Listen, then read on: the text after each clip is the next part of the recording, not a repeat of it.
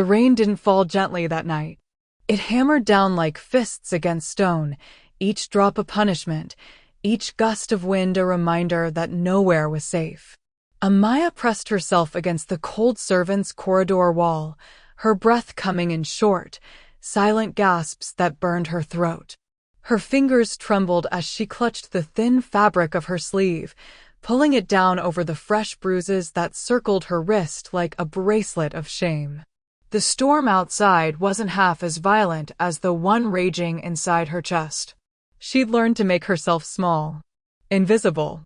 A shadow that moved through the Alpha King's estate carrying linens and keeping her eyes on the floor. For 3 years, she'd perfected the art of disappearing in plain sight, shoulders curved inward, voice barely above a whisper, movements careful and measured so no one would notice her. So no one would ask questions. So no one would see what he did to her when the moon was high and the pack house fell silent. Tonight, she'd miscalculated. She'd taken too long folding the ceremonial robes in the laundering room, her hands shaking so badly she'd had to restart twice. By the time she'd finished, the halls were empty and dark, and she knew he'd be waiting. Her mate. Her curse. Her nightmare wrapped in the skin of destiny. The bond between them pulsed like an infected wound, a constant ache beneath her ribs that never let her forget who she belonged to.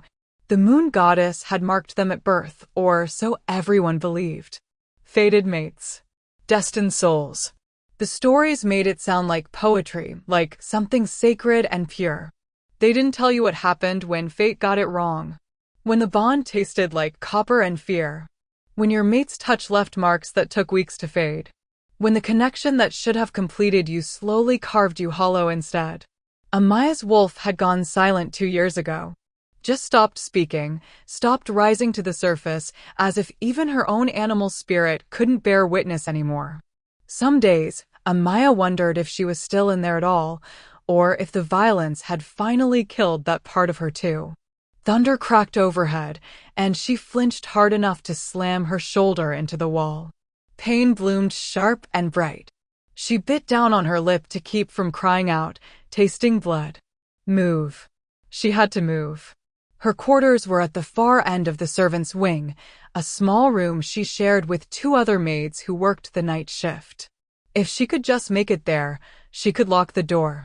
He rarely came to the shared rooms, too many witnesses, too many questions he didn't want to answer. She pushed off the wall and started walking, each step deliberate and silent despite the way her legs wanted to give out. The corridor stretched endlessly before her, lit only by the occasional guttering candle in its iron sconce. The Alpha King's estate was massive, a sprawling stone fortress that housed over 300 wolves. During the day, it hummed with life and purpose. At night, it became a labyrinth of shadows and secrets. Amaya had learned every hidden corner of this place.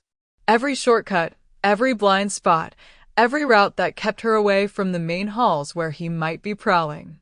She was halfway to the servants' quarters when she felt it. That terrible pull in her chest. The bond flaring hot and demanding, dragging her awareness toward him like a fish hooked through the gills. He was close. Closer than she'd thought. Her heart kicked into a frantic rhythm that made her dizzy. She pressed a hand to the wall to steady herself and forced her breathing to slow. Panic would make her clumsy. Panic would make noise. She'd survived this long by staying calm, by thinking clearly even when her body screamed at her to run. But tonight felt different. Tonight, something in the air itself seemed charged and wrong. The storm was too violent, the shadows too deep. Even the bond felt strange, sharp and jagged instead of its usual dull ache. Like something was fracturing. Footsteps echoed from somewhere behind her. Amaya's blood turned to ice. She knew those footsteps. Heavy and deliberate, the stride of a man who'd never had to hide. Never had to make himself small. Never had to fear the dark because he was the thing others feared in it. Kale. Her mate. The beta's son and the cruelest wolf she'd ever known. The bond pulsed again, and this time it brought a wave of his emotions with it, anger and possession, and something darker she'd learned not to name. He'd felt her nearby, felt her trying to escape. He always did. Amaya abandoned caution and ran. Her bare feet slapped against the cold stone floor, the sound impossibly loud in the empty corridor. She didn't care anymore. Didn't care who heard.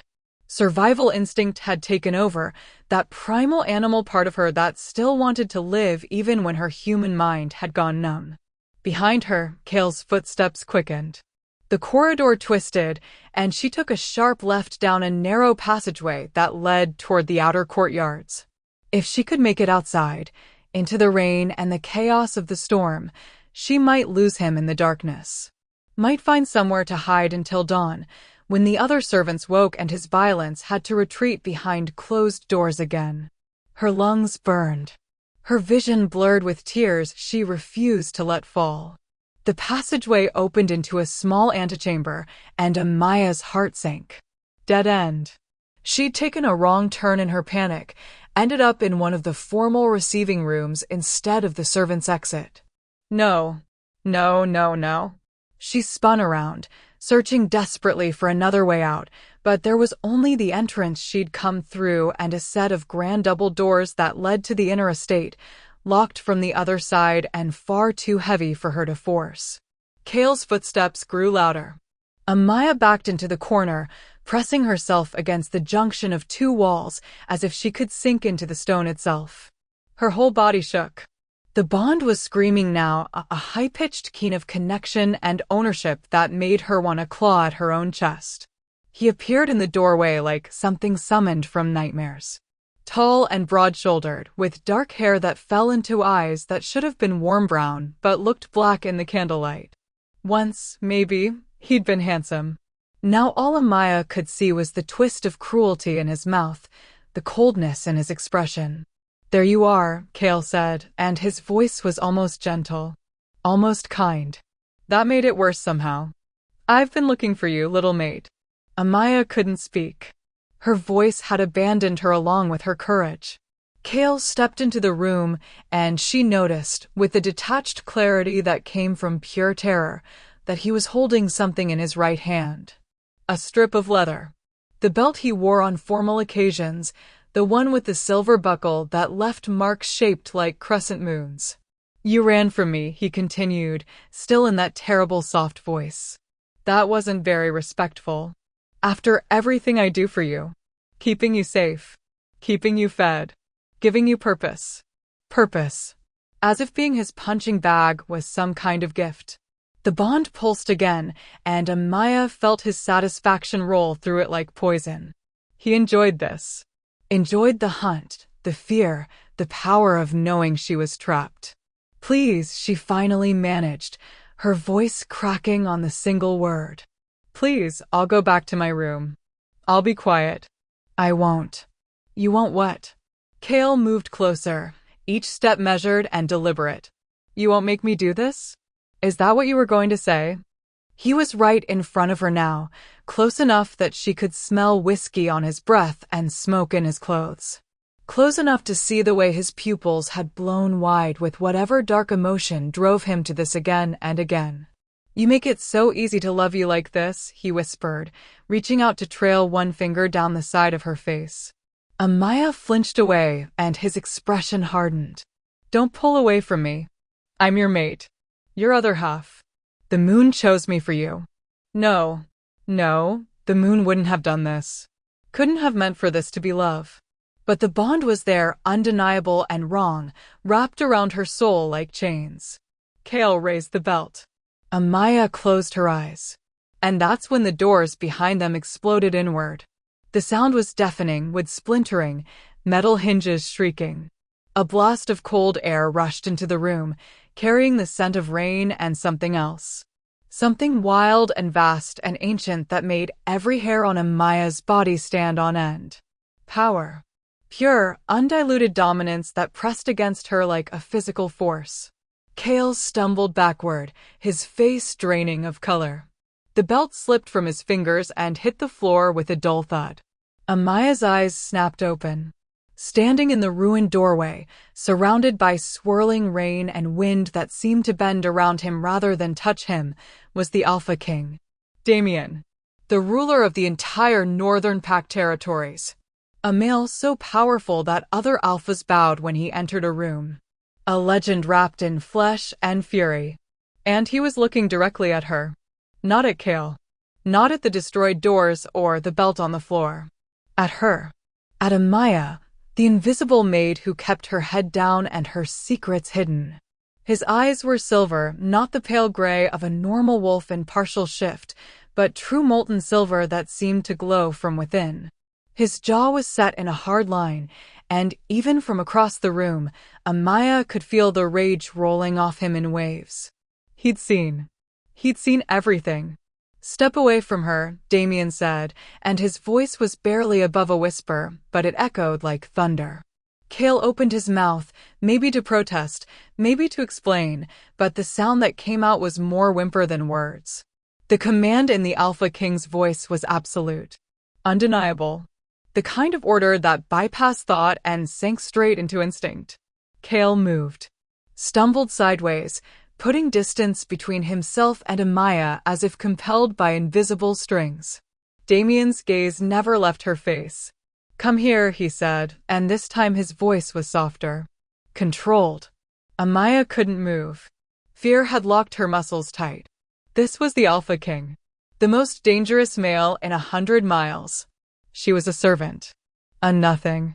Whatever attention he was giving her right now couldn't possibly end well. But then Damien's expression shifted. Something flickered in those silver eyes, recognition, maybe, or concern, and he extended one hand toward her. Palm up. An offering, not a command. "You're safe now," he said. "I promise." "Come here." Behind him, she heard footsteps. Voices calling out, drawn by the sound of destruction. Guards were coming. Witnesses. Amaya looked at Kale, who was staring at the Alpha King with something between terror and disbelief. Then she looked back at Damien, at his outstretched hand and those impossible silver eyes. And she made a choice. She ran. But not away. Toward. On trembling legs, Amaya pushed off the wall and crossed the room. Her bare feet splashed through puddles of rainwater. Her whole body shook so hard she could barely stay upright. But she kept moving until she reached him, until she could almost touch his hand. That's when her legs finally gave out. Amaya collapsed, but she never hit the ground. Strong arms caught her, impossibly gentle despite their obvious strength. She was pulled against a solid chest that radiated warmth, cradled as carefully as something precious and breakable. "I've got you," Damien murmured against her hair. "I've got you. You're safe." And for the first time in 3 years, wrapped in the arms of the most powerful predator in the territory, Amaya felt like that might actually be true. The bond to Kale was screaming, a discordant shriek of wrong, wrong, wrong that clawed at her insides. But beneath it, barely perceptible, she felt something else stirring. Something new and vast and terrifying in its intensity. A different kind of bond. One that tasted like moonlight and thunder and promises kept. No, that was impossible. But as Damien lifted her into his arms and turned to face the crowd of guards and officials who'd gathered in the corridor, Amaya caught his scent fully for the first time. Pine and winter frost, and something uniquely him, and her silent wolf stirred. After 2 years of nothing, her wolf opened one eye and whispered a single word. "Mate." Behind them, Kale started screaming. The walk through the estate felt endless and impossible all at once. Amaya existed in a strange haze of shock, her mind unable to fully process what was happening. One moment she'd been cornered, waiting for pain that had become as familiar as breathing. The next, she was cradled against the chest of the Alpha King himself, being carried through corridors she'd only ever scrubbed on her hands and knees. Damien moved with the predator's grace, his stride smooth despite her weight in his arms. She could feel the controlled power in every muscle, the absolute certainty in the way he navigated the estate as if he owned every stone and shadow. Which, of course, he did. Guards scrambled to clear a path. Servants pressed themselves against walls, eyes wide with confusion and curiosity. Amaya wanted to disappear, wanted to sink into herself the way she always did when too many people looked at her. But Damien's arms tightened slightly, as if sensing her impulse to flee, and she found herself going still. "Sir," one of the guards ventured, falling into step beside them. His voice carried the careful respect of a male addressing his superior. "Should we detain?" "Send for healer Mira," Damien interrupted, his tone leaving no room for discussion. "Have her meet me in the East Wing private quarters. And summon Beta Marcus to my study. Now." "Yes, Alpha King." The guard peeled away, barking orders to others who scattered like leaves in wind. Amaya's fingers were clutching the fabric of Damien's shirt without her conscious permission, bunching the expensive material in her fists. She should let go.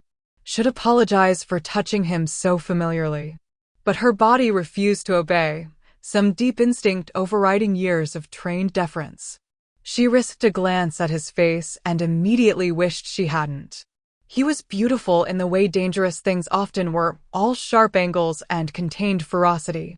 His jaw was dusted with dark stubble, and a thin scar cut through his left eyebrow, pale against tan skin. His hair was black as midnight, slightly longer than fashion dictated, falling forward to brush his temples. But it was his eyes that trapped her. Those impossible silver eyes that should have been cold but somehow burned with an intensity that made her chest tight. He was looking straight ahead, his expression carved from stone, but she felt the moment his awareness shifted to her. Felt it like a physical touch. "You're staring," he said quietly, his voice pitched low enough that only she could hear.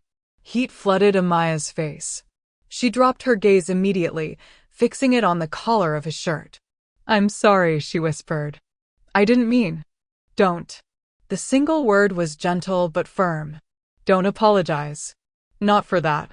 Not for anything tonight." They turned down a corridor Amaya had never seen before, wider than the servants' passages, with walls adorned in rich tapestries and sconces that held real candles instead of the cheap tallow the staff quarters used. This was the private wing. The place where the Alpha King and his inner circle resided. A place she had no business being. "I shouldn't be here," Amaya said, panic creeping back into her voice. These are the private rooms. I'm not supposed to." "You're exactly where you're supposed to be." Damien's tone brooked no argument. "Where you should have been from the beginning." What did that mean? The words made no sense, created more questions than answers, but before Amaya could voice any of them, they'd reached a heavy oak door. Damien somehow managed to open it while still holding her, maneuvering them both inside with practiced ease. The room beyond stole what little breath Amaya had left. It was a bedroom, but calling it that felt like calling the ocean a puddle. The space was enormous, dominated by a massive four-poster bed draped in dark fabrics that looked softer than clouds. A fireplace took up most of one wall, already lit and crackling with warmth. Thick carpets covered polished wood floors. Floor-to-ceiling windows overlooked the estate grounds, rain still lashing against the glass, in rhythm with the storm. Damien carried her past all of it, into an adjoining bathing room that was larger than the quarters she shared with two other maids. He set her down on a cushioned bench with such careful gentleness that it made her throat tight. "Stay here," he said, then moved to a cabinet and began pulling out supplies. Towels. A first aid kit. Clean clothes. Amaya watched him, her mind struggling to make sense of this reality. The Alpha King, the ruler of their entire territory, a male who commanded armies and made laws, was preparing to tend to her wounds himself. It was wrong. Backwards. She should be the one serving him, not the other way around. "Why?" The word escaped before she could stop it. Damien paused, his back to her, one hand still resting on the cabinet door. For a long moment, he didn't move. Then he turned to face her, and the expression on his face was complex, layered with emotions she couldn't begin to untangle. "Because I saw the bruises," he said simply. 6 months ago. You were carrying linens through the main hall, and your sleeve slipped." Amaya's breath caught. 6 months ago. She remembered that day, had spent the next week in terror that someone had noticed, had seen the evidence of her shame. But no one had said anything. No one had acted. She thought she was safe. I saw them, Damien continued, moving closer. He knelt in front of her, bringing himself to eye level, and the gesture was so unexpected that Amaya could only stare. And I spent the next 6 months trying to find out who put them there. You hide well, Amaya. You've made an art of being invisible. But I've been watching, waiting for proof. He knew her name. The Alpha King knew her name. Tonight, I found it. His voice had gone cold on those last words, and Amaya saw the rage flickering beneath his controlled exterior. Saw the way his hands clenched into fists, knuckles going white with the force of his restraint. Kale is Beta Marcus's son, Amaya whispered, finally understanding. You can't just. Can't I? Damien's lips curved into something that was definitely not a smile. I'm the Alpha King. There is no wolf in this territory, Beta's son or otherwise, who stands above pack law. And pack law is very clear about males who harm their mates. Mates. The word hung between them, heavy and complicated. The bond, Amaya started, but Damien shook his head. Was wrong from the start. I could smell it on you. Corrupted. Twisted into something it should never have been. His eyes searched hers, and she saw something in them that looked almost like pain. How long has it been like this? 3 years. The confession came out barely louder than a breath. Since we were matched. Since the moon. She couldn't finish. Couldn't voice the terrible thought that had haunted her for so long, that the moon goddess herself had cursed her with this bond. That maybe she deserved it somehow. The moon didn't do this, Damien said, and his certainty was absolute. This was blood magic. Old and dark and forbidden. Someone forced that bond onto you. The words hit Amaya like a physical blow. Blood magic. Forced bond. It should have sounded insane, impossible. But something deep inside her recognized the truth of it, the way you recognize a story you've always known but never had words for. Who? She asked. Who would? A knock on the outer door interrupted them. Damien stood fluidly, all trace of gentleness vanishing behind his alpha mask. That will be the healer. I need you to let her examine you. Will you do that? It wasn't really a question, but he asked it like one anyway. Like her consent mattered. Like she had a choice. Amaya nodded. Good. Damien moved toward the door, then paused and looked back at her. Amaya? When I ask you to trust me, and I will ask, I need you to know something first. What? Kale is gone. As of tonight, he no longer exists within pack bounds. And the bond between you, he hesitated, choosing his words carefully. It's already breaking. You would have felt it. That screaming in your chest as we walked here. She had felt it. The bond had been shrieking, fraying at the edges like torn fabric. But beneath the pain of it coming apart, she'd felt something else. That other pull. That impossible new connection. What happens when it breaks completely? Amaya asked, though part of her was terrified to know the answer. Damien's silver eyes held hers, and in them she saw a storm to rival the one raging outside. Promise and threat, and something that looked dangerously close to possession. Then you'll be free, he said softly. And we'll deal with what comes after. He left before she could ask what he meant. The healer was a kind woman with gentle hands and eyes that had seen too much to be surprised by anything. She tended to Amaya's wounds with clinical efficiency, spreading salves over bruises, checking for broken bones, asking questions in a low voice that demanded honest answers. Amaya gave them. All of them. Every shameful detail she'd hidden for 3 years. And healer Mira just nodded and kept working, her expression growing grimmer with each revelation, but never judging. Never recoiling. The bond will break within the next few hours, she said finally, packing away her supplies. The Alpha King's interference has already destabilized it. When it goes, it's going to hurt. Badly. Like someone ripping out a piece of your soul. Amaya wrapped her arms around herself. Will it kill me? No, Myra's voice was certain. because it wasn't a true bond to begin with. Just a construct. A cage made of magic and lies. When it breaks, you'll feel like you're dying. But you'll survive it. And what's on the other side? She trailed off, studying Amaya with an intensity that made her uncomfortable. What? Amaya pressed. What's on the other side? Mira smiled, but it was a sad expression. Knowing. That's not for me to say. But when it comes, don't fight it. Whatever you feel, whatever instinct rises up, trust it. Trust him. Before Amaya could ask what that meant, Mira was gone, the door closing softly behind her. Alone in the massive bedroom, Amaya finally let herself feel the full weight of everything that had happened. Her body started shaking, tremors that built into full-body shudders. She wrapped the soft robe Mira had given her tighter around herself and moved to the window, pressing her forehead against the cold glass. Outside, the storm was beginning to ease. The rain fell in sheets instead of walls, and through breaks in the clouds, she could see the moon. Nearly full, hanging heavy and bright in the sky. The bond with Kale pulsed again, but it was weaker now. Distant. Like a sound heard through water. And beneath it, that other feeling grew stronger. A pull toward something vast and certain and terrifying in its intensity. It tugged at her chest, at her silent wolf, at parts of her she'd thought long dead.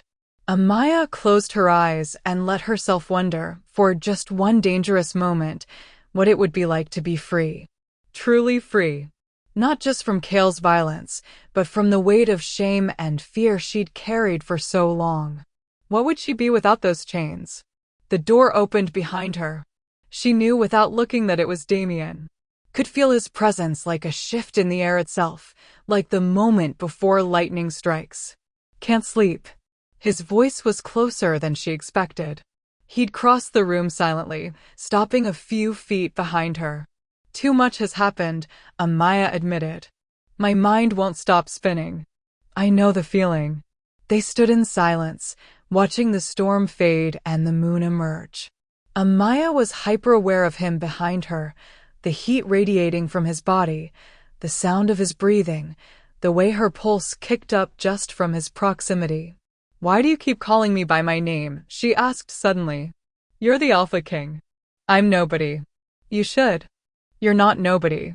The words came out hard, almost angry. Don't ever say that again.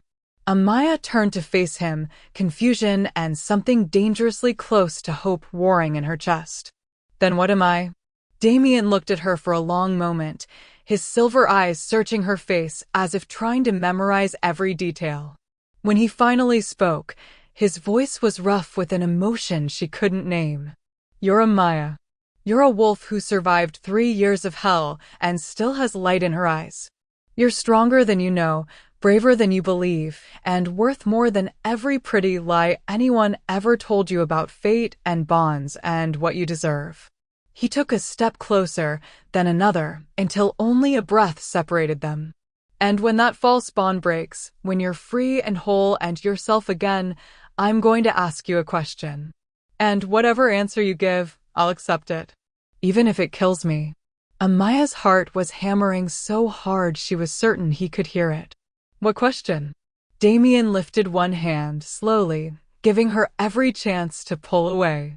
When she didn't, he brushed his fingers along her jaw, the touch feather-light and achingly gentle.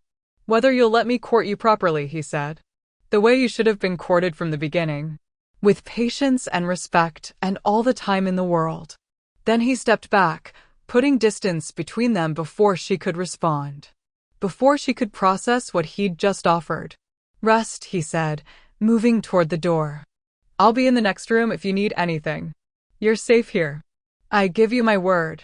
He was almost gone when Amaya found her voice again. Damien, he paused in the doorway, looking back. Thank you, she whispered, for seeing me. When everyone else looked away, you saw me. Something shifted in his expression. Softened. I'll always see you, Amaya. That's a promise I can't break even if I wanted to. Then he was gone, and Amaya was left standing in the borrowed robe in a borrowed room, feeling more seen and terrified and alive than she'd felt in 3 years. Outside, the moon broke free of the clouds completely, bathing the room in silver light. And deep in her chest, where her wolf had been silent for so long, something stirred and stretched and opened its eyes fully for the first time in years. "Mate," her wolf whispered again, more certain now. "Our true mate." The false bond with Kale chose that moment to fracture. Pain exploded through Amaya's chest, white-hot and all-consuming. She collapsed to her knees, a scream tearing from her throat before she could stop it. It felt like dying, like every cell in her body was being ripped apart and reassembled wrong. The bond that had been her prison for 3 years thrashed and fought, trying to hold on, trying to keep its claws buried in her soul. But it was already over. She felt it snap, a clean break that echoed through her entire being. For one terrible, infinite moment, there was only absence. Only the hollow space where the twisted bond had lived. Then the door burst open and Damien was there, gathering her into his arms, holding her together while she shattered and reformed. "I've got you," he murmured against her hair over and over like a prayer. "I've got you. Breathe, Amaya. Just breathe." She clung to him, to his solid warmth and steady strength, and slowly, so slowly, the pain began to recede. When she could finally breathe without gasping, when the tremors had faded to occasional shudders, Amaya became aware of something new. The bond with Kale was gone. Completely. Not even a whisper remained. But in its absence, something else bloomed. Something that felt like moonlight and certainty and coming home after a lifetime of wandering lost. A true mate bond. Wild and pure and absolutely terrifying in its intensity. And it led straight to the male holding her in his arms like she was something precious worth protecting. No, Amaya thought desperately. This can't be happening. Not with him. Not with the Alpha King. But her wolf was laughing, actually laughing, joyous and free, and the bond was already wrapping around her heart like it had always belonged there. Fate, it seemed, wasn't done with her yet. Dawn came slowly, painting the sky in shades of rose and gold that seemed too gentle for everything that had shattered in the night. Amaya sat curled in the window seat of Damien's guest room, a blanket wrapped around her shoulders, watching the world wake up and trying to remember who she used to be before Kale had carved her hollow. The memories came in fragments. Disjointed pieces of a girl who felt like a stranger now. She'd been born in the Western Ridge Pack, a smaller territory that bordered the northern lands. Her mother had been a healer, respected and loved, with hands that could coax life back into dying things. Her father had been a tracker, one of the best, who could follow a scent trail 3 days old through rain and wind. They'd called her their little flame because even as a child, Amaya had burned bright. Quick to laugh, quick to love, quick to defend anyone she thought was being treated unfairly. She'd had friends, real friends who knew her secrets and shared their own. She'd had dreams beyond survival. She'd wanted to be a teacher, to work with the young wolves who were just learning to shift, to help them find the balance between human and animal. She'd been whole. The bond with Kale had appeared when she was 19. One day she was planning her future, and the next, she was being pulled from her bed in the middle of the night by a compulsion she couldn't fight. The bond had snapped into place like a trap closing, sudden and absolute, dragging her toward a male she'd never met. Kale had been waiting in the woods beyond her parents' home. She could still remember the way he'd smiled when she'd stumbled into the clearing, how that smile had seemed warm at first. Kind, even. "There you are," he'd said. "I've been waiting for you, little mate. The moon finally brought you to me." She'd believed him. Believed in the bond, in fate, in the idea that the moon goddess matched souls with perfect precision. Every story she'd ever heard had painted mate bonds as sacred, unbreakable, the highest blessing a wolf could receive. No one had warned her that bonds could be twisted. That magic existed which could forge false connections and make them feel real. The first time Kale hit her was 3 weeks after their mating ceremony. She'd questioned something, she couldn't even remember what now, something small and insignificant, and his hand had lashed out faster than thought. The shock of it had hurt worse than the pain. This was her mate. Her other half. He wasn't supposed to hurt her. But the bond had pulsed between them, confirming what she already knew in her bones. He was hers and she was his, bound together by forces greater than either of them. So she'd made excuses. He was stressed. She'd pushed too hard. She needed to be more understanding, more patient, more careful with her words. The second time came a week later. Then 3 days after that. Then daily, sometimes multiple times a day, until Amaya lost track of the bruises and stopped looking in mirrors because she couldn't bear to see what she was becoming. Her parents had tried to intervene. Her mother had shown up at the small house Kale kept on the edge of Western Ridge, had taken one look at Amaya's face and demanded she come home. But the bond wouldn't let her leave. Every time she tried to walk away, it pulled her back like a dog on a chain, the compulsion so strong it made her physically ill to resist. It's the mate bond, the pack healer had told her mother grimly. Once it's in place, there's nothing we can do. The moon has chosen. To break it would kill them both. Her father had confronted Kale directly. Amaya still didn't know exactly what happened in that conversation, but her father had come home bleeding and her mother had held him while he cried, the only time Amaya had ever seen him break. After that, Kale had moved them, pulled up stakes in the middle of the night and relocated to the Northern Territories, to the Alpha King's lands, where he had distant family connections through his father's line. Beta Marcus had welcomed his nephew, had given him a position among the guards, had asked no questions about the quiet mate who never met anyone's eyes. Amaya's parents had tried to follow, but crossing territorial lines without permission was forbidden.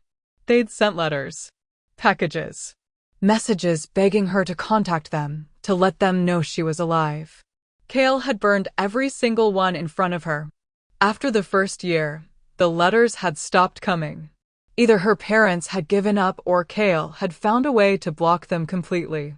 Amaya didn't know which was worse, the thought that they'd abandoned her, or the thought that they were still out there somewhere, grieving a daughter they couldn't reach. She'd tried to escape twice in those early years. The first time, she'd made it almost to the territorial border before the bond had dragged her back, leaving her writhing on the forest floor in agony. Kale had found her there and beaten her so badly she'd spent 3 days unable to walk. The second time, she'd been smarter. She'd planned, saved money, waited for the new moon when the bond's pull was weakest. She'd actually crossed into neutral lands, had thought she was free. Then her wolf had gone silent.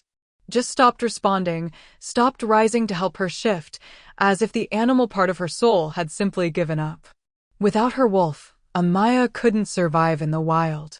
Couldn't hunt, couldn't defend herself, couldn't do any of the things a lone wolf needed to do to stay alive. She'd had no choice but to turn back. Kale had been waiting at the border, and what he'd done to her that night had broken something inside her that had never quite healed. After that, she'd stopped trying to escape. Stopped fighting. Stopped hoping for anything beyond getting through each day without provoking his rage. She'd taken a position among the estate servants, thinking that if she could just disappear into the background, maybe Kale would lose interest. Maybe he'd find someone else to torment. But the bond wouldn't let him forget her. And it wouldn't let her forget him. For 3 years, she'd been invisible. A shadow. A ghost haunting the halls of the Alpha King's estate, scrubbing floors and changing linens and keeping her head down while the world moved around her like she didn't exist. Until last night. Until Damien had looked at her, really looked, and seen past the careful mask to the broken girl beneath. Amaya pressed her hand to her chest, feeling for the bond that had defined her existence for so long. Nothing. The space where it had lived was empty now, a hollow ache that was somehow worse than the constant pain had been. At least the pain had been familiar. But beneath the absence, she felt the new bond. The true one. It pulsed like a second heartbeat, steady and sure, connecting her to the male who'd shattered her prison with his bare hands. To the Alpha King himself. This couldn't be real. Fate couldn't be this cruel, to give her 3 years of hell with a false mate, only to immediately bind her to someone so far above her station that even thinking about it felt like reaching for stars. Damien was royalty in every way that mattered. He commanded armies, made laws, held the fate of thousands in his hands. He was brilliant and powerful and terrifying in his intensity. And she was a servant. A broken, used-up thing with more scars than hope. Even if the bond was real, even if the moon had actually chosen them for each other, Amaya knew how this story would end.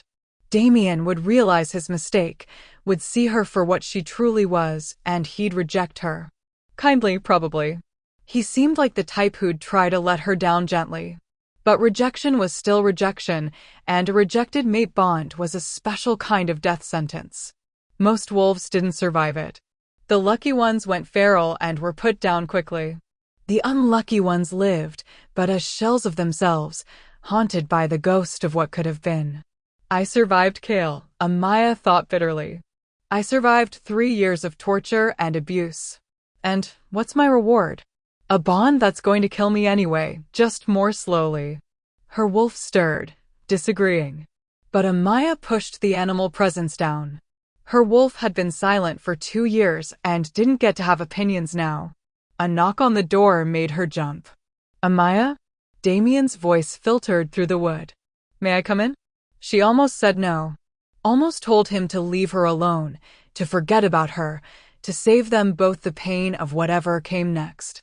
But the bond pulsed, warm and insistent, and her mouth betrayed her. Yes. Damien entered carrying a tray laden with food, fresh bread, honey, cheese, fruit that looked like it had been picked that morning. He set it on the small table near the window seat and stepped back, giving her space. He looked exhausted. Dark circles shadowed his silver eyes, and his hair was disheveled like he'd been running his hands through it repeatedly. He'd changed clothes at some point, now wearing simple training leathers instead of the formal attire from last night. You didn't sleep, Amaya observed. Neither did you. Damien gestured to the food. Eat. Please. The healer said you need to keep your strength up while your body adjusts to the bond breaking. Amaya looked at the tray, her stomach clenching. She couldn't remember the last time she'd seen this much food meant for one person. This is too much. I can't. You can, Damien interrupted gently. And you will. I won't watch you fade away because you've forgotten how to take care of yourself. The words hit harder than they should have. Because he was right. She had forgotten. Had spent so long in survival mode that basic self-care felt foreign and wrong. Slowly, Amaya reached for a piece of bread. The moment it touched her tongue, her body woke up screaming with hunger she'd been ignoring for years.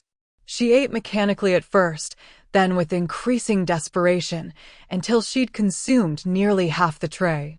Damien watched without comment, though she saw something fierce and satisfied flash across his face. When she finally stopped, embarrassment flooded through her. I'm sorry. I don't usually. Stop apologizing.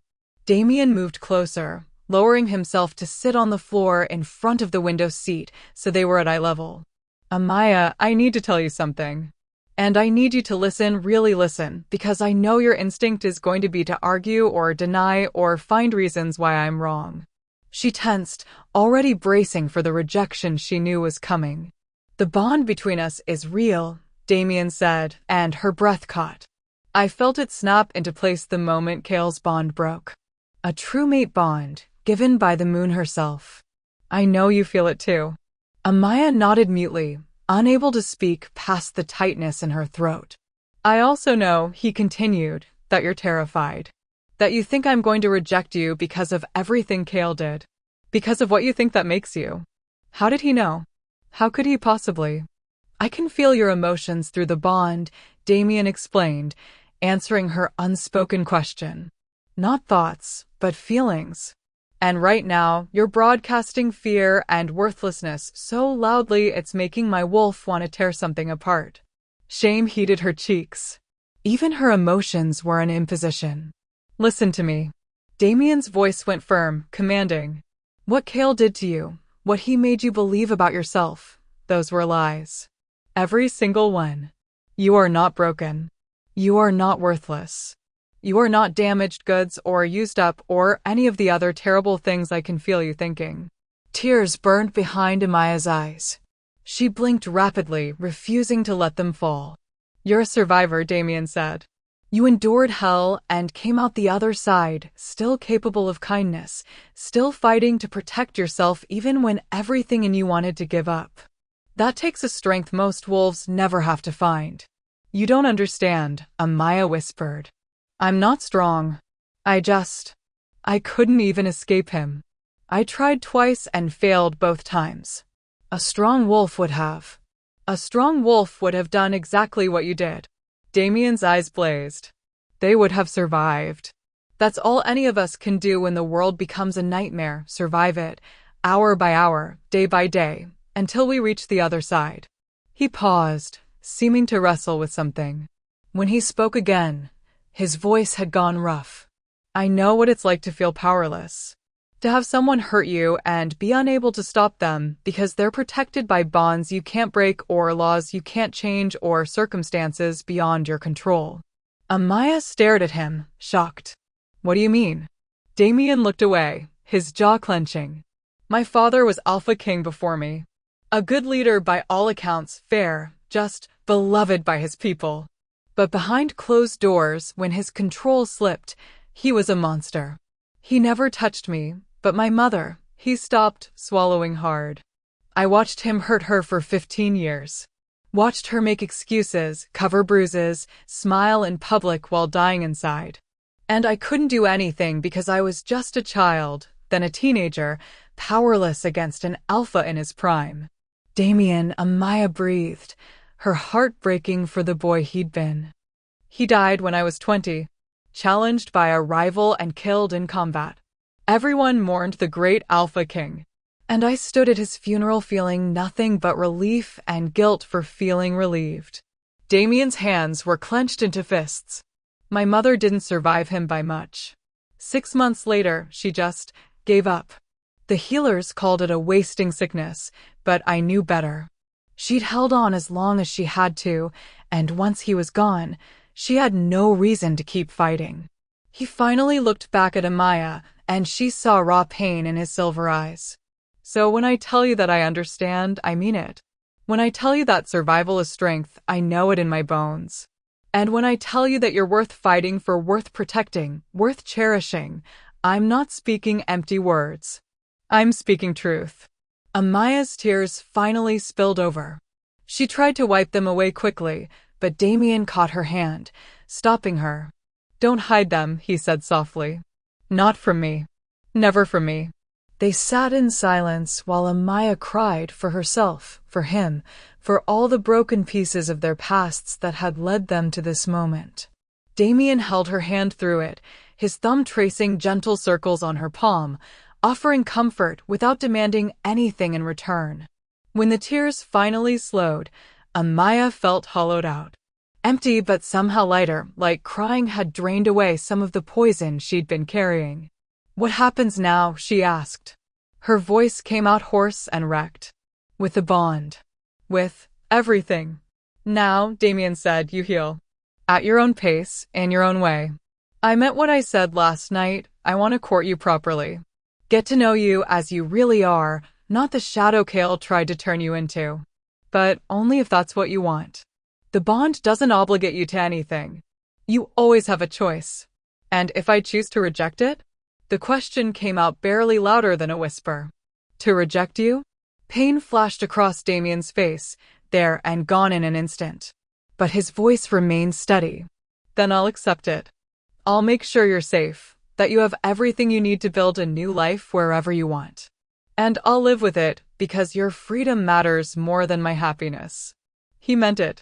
Amaya could feel the truth of it through the bond, the absolute certainty that he would let her go if she asked. And that, more than anything else he could have said or done, made her want to stay. I don't want to reject it, she admitted. but I don't know how to. I don't know how to be someone's mate. Not the right way. All I know is Kale, and that was wrong from the beginning. What if I can't be what you need? What if I'm too broken to? Then we'll figure it out together. Damien squeezed her hand gently. No expectations. No pressure. Just two people learning each other and seeing where it leads. Can you do that? Could she? Could she let herself hope that maybe, possibly, this time fate had gotten it right? Her wolf was practically singing with certainty, and the bond thrummed with warmth and promise. Amaya took a shaky breath and nodded. I can try. The smile that broke across Damien's face was like sunrise, bright and warm and full of possibility. That's all I'm asking for. Just try. He stood, reluctance clear in every movement. I need to attend to some pack business. Kale's departure has raised questions that need answering, but I'll be back this afternoon. In the meantime, rest. Explore the quarters if you want. Everything here is yours to use as you need. He was almost to the door when Amaya found her voice again. Damien? What did you do to him? To Kale. Damien stopped, his back to her. For a long moment, he didn't answer. When he finally spoke, his voice was absolutely cold. Ancient pack law states that any wolf who systematically abuses their mate forfeits their right to life within the pack. The punishment is death or permanent exile, with all bonds to the pack severed. He glanced back at her, and his eyes were pure silver. I gave him exile. Drove him to the border myself and watched him cross into unclaimed lands. He has 48 hours to reach neutral territory before every pack in the region receives notice that he's a rogue, and rogues have no protection under pack law. He'll die out there, Amaya said. Not a question. A statement. Yes. Damien's expression didn't change. He will. And I won't lose sleep over it. He left before she could respond, the door closing softly behind him. Amaya sat in the window seat, processing everything. Kale was gone. Not just gone, erased, cast out, stripped of the protection that pack bonds provided. Within a week, he'd either be dead at the hands of territorial predators or he'd be killed by wolves from other packs who had no tolerance for rogues. She should feel something about that. Guilt, maybe. Or satisfaction. Something. Instead, she just felt numb.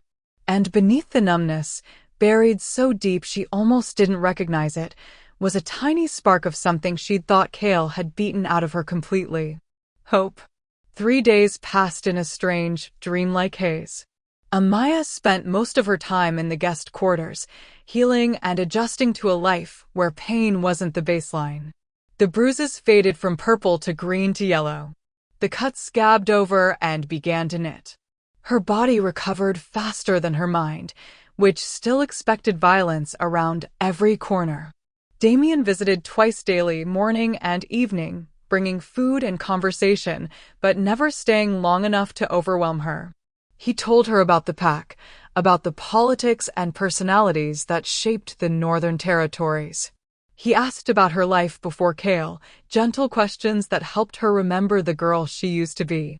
He never pushed, never demanded, never made her feel like the bond obligated her to anything beyond what she was ready to give.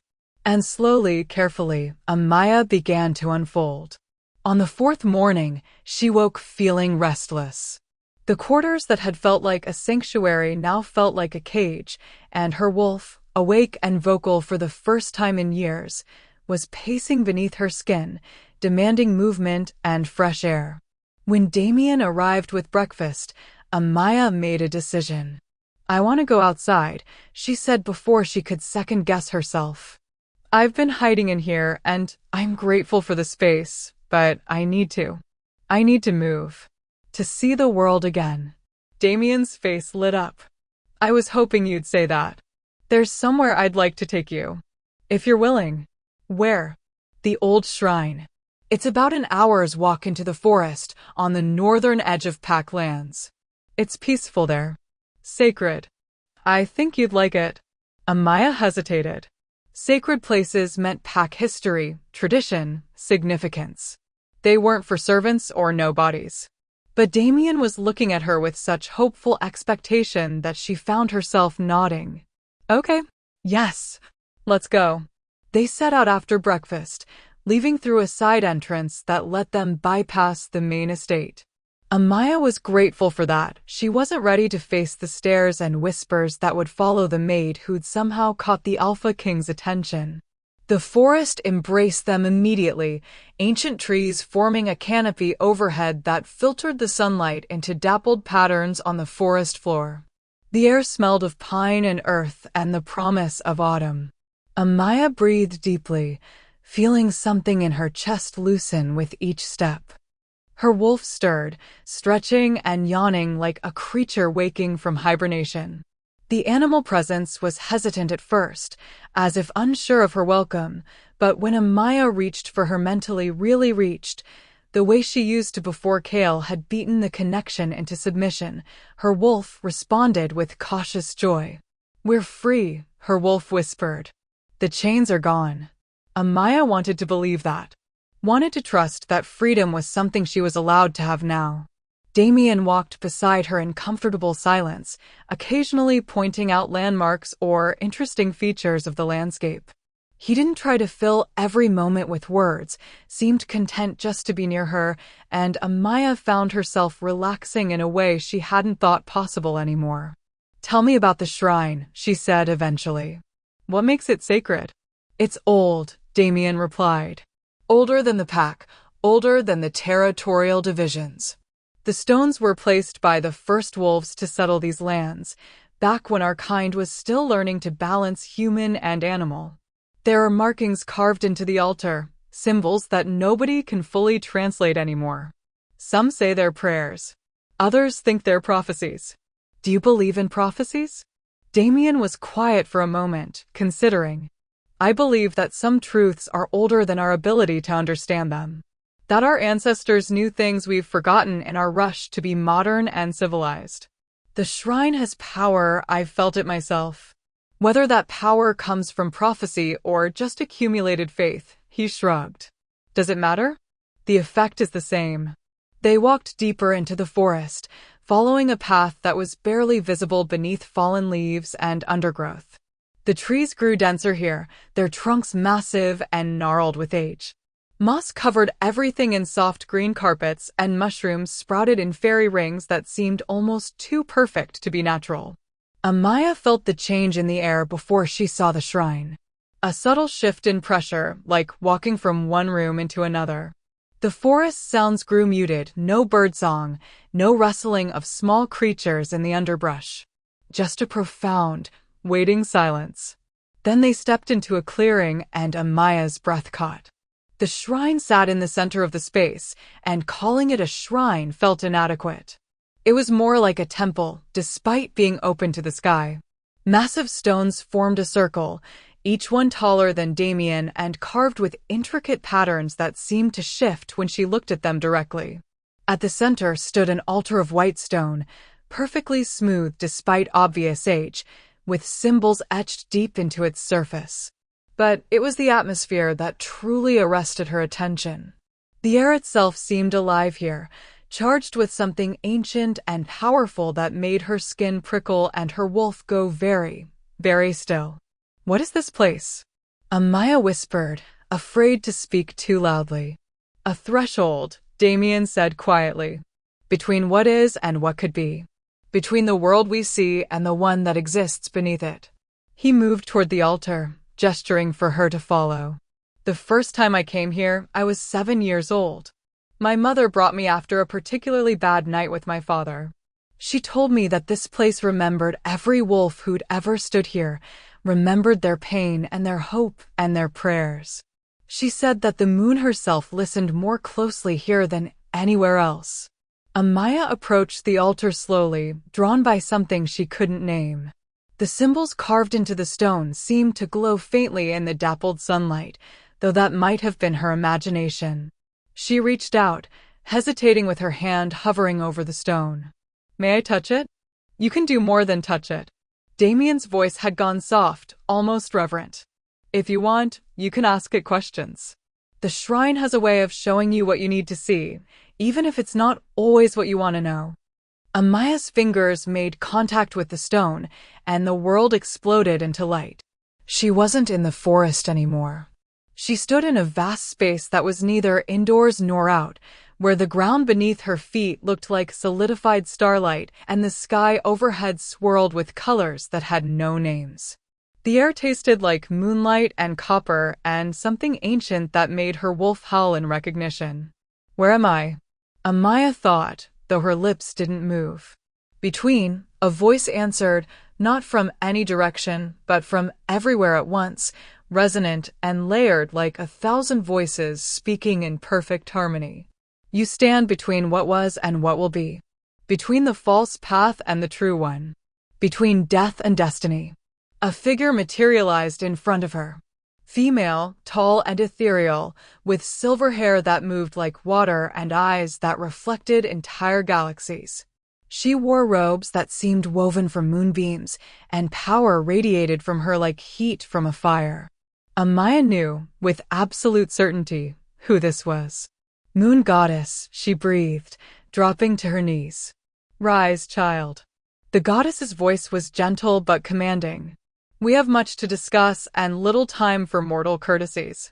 Amaya stood on shaking legs, unable to look away from the being before her. "Why am I here? What do you want from me?" "Want?" The moon goddess smiled, and it was both terrible and beautiful. "I want nothing. But you need answers, and this place allows me to give them." She moved closer, and Amaya forced herself not to back away. The goddess reached out, touching 2 fingers to Amaya's forehead, and suddenly her mind filled with images. She saw herself as a child, laughing in her mother's garden while silver light swirled around her hands, light she'd never noticed, never acknowledged as anything more than tricks of sunshine. She saw the moment Kale's bond had been forced into place, not by the moon's choosing, but by a dark-robed figure who carved symbols into the earth with a knife that dripped black ichor. Blood magic. Forbidden magic that twisted fate itself. She saw Damien, years before she'd ever met him, standing in this very clearing with tears on his face, asking the moon to help him save someone, anyone, from the pain his mother had endured. Begging for the strength to become better than his father, to break the cycle of violence that had claimed his family. "You were always meant to be here," the moon goddess said. "Both of you. Marked from birth not by that false bond, but by something older. Something I myself placed in your souls before you drew first breath." "I don't understand," Amaya whispered. "Why would you mark us? What are we supposed to do?" "You, daughter of flame and shadow, carry power in your bloodline that has not walked these lands in 3 generations. Your great-grandmother was one of the last silver-marked, wolves blessed with the ability to heal corruption, to burn away darkness with light that comes from the moon herself." The goddess's hand moved to rest over Amaya's heart, and warmth bloomed beneath her palm. "That power has been sleeping in you, waiting for the right catalyst to wake it. The false bond suppressed it, chained it, because the one who forged that bond knew what you could become.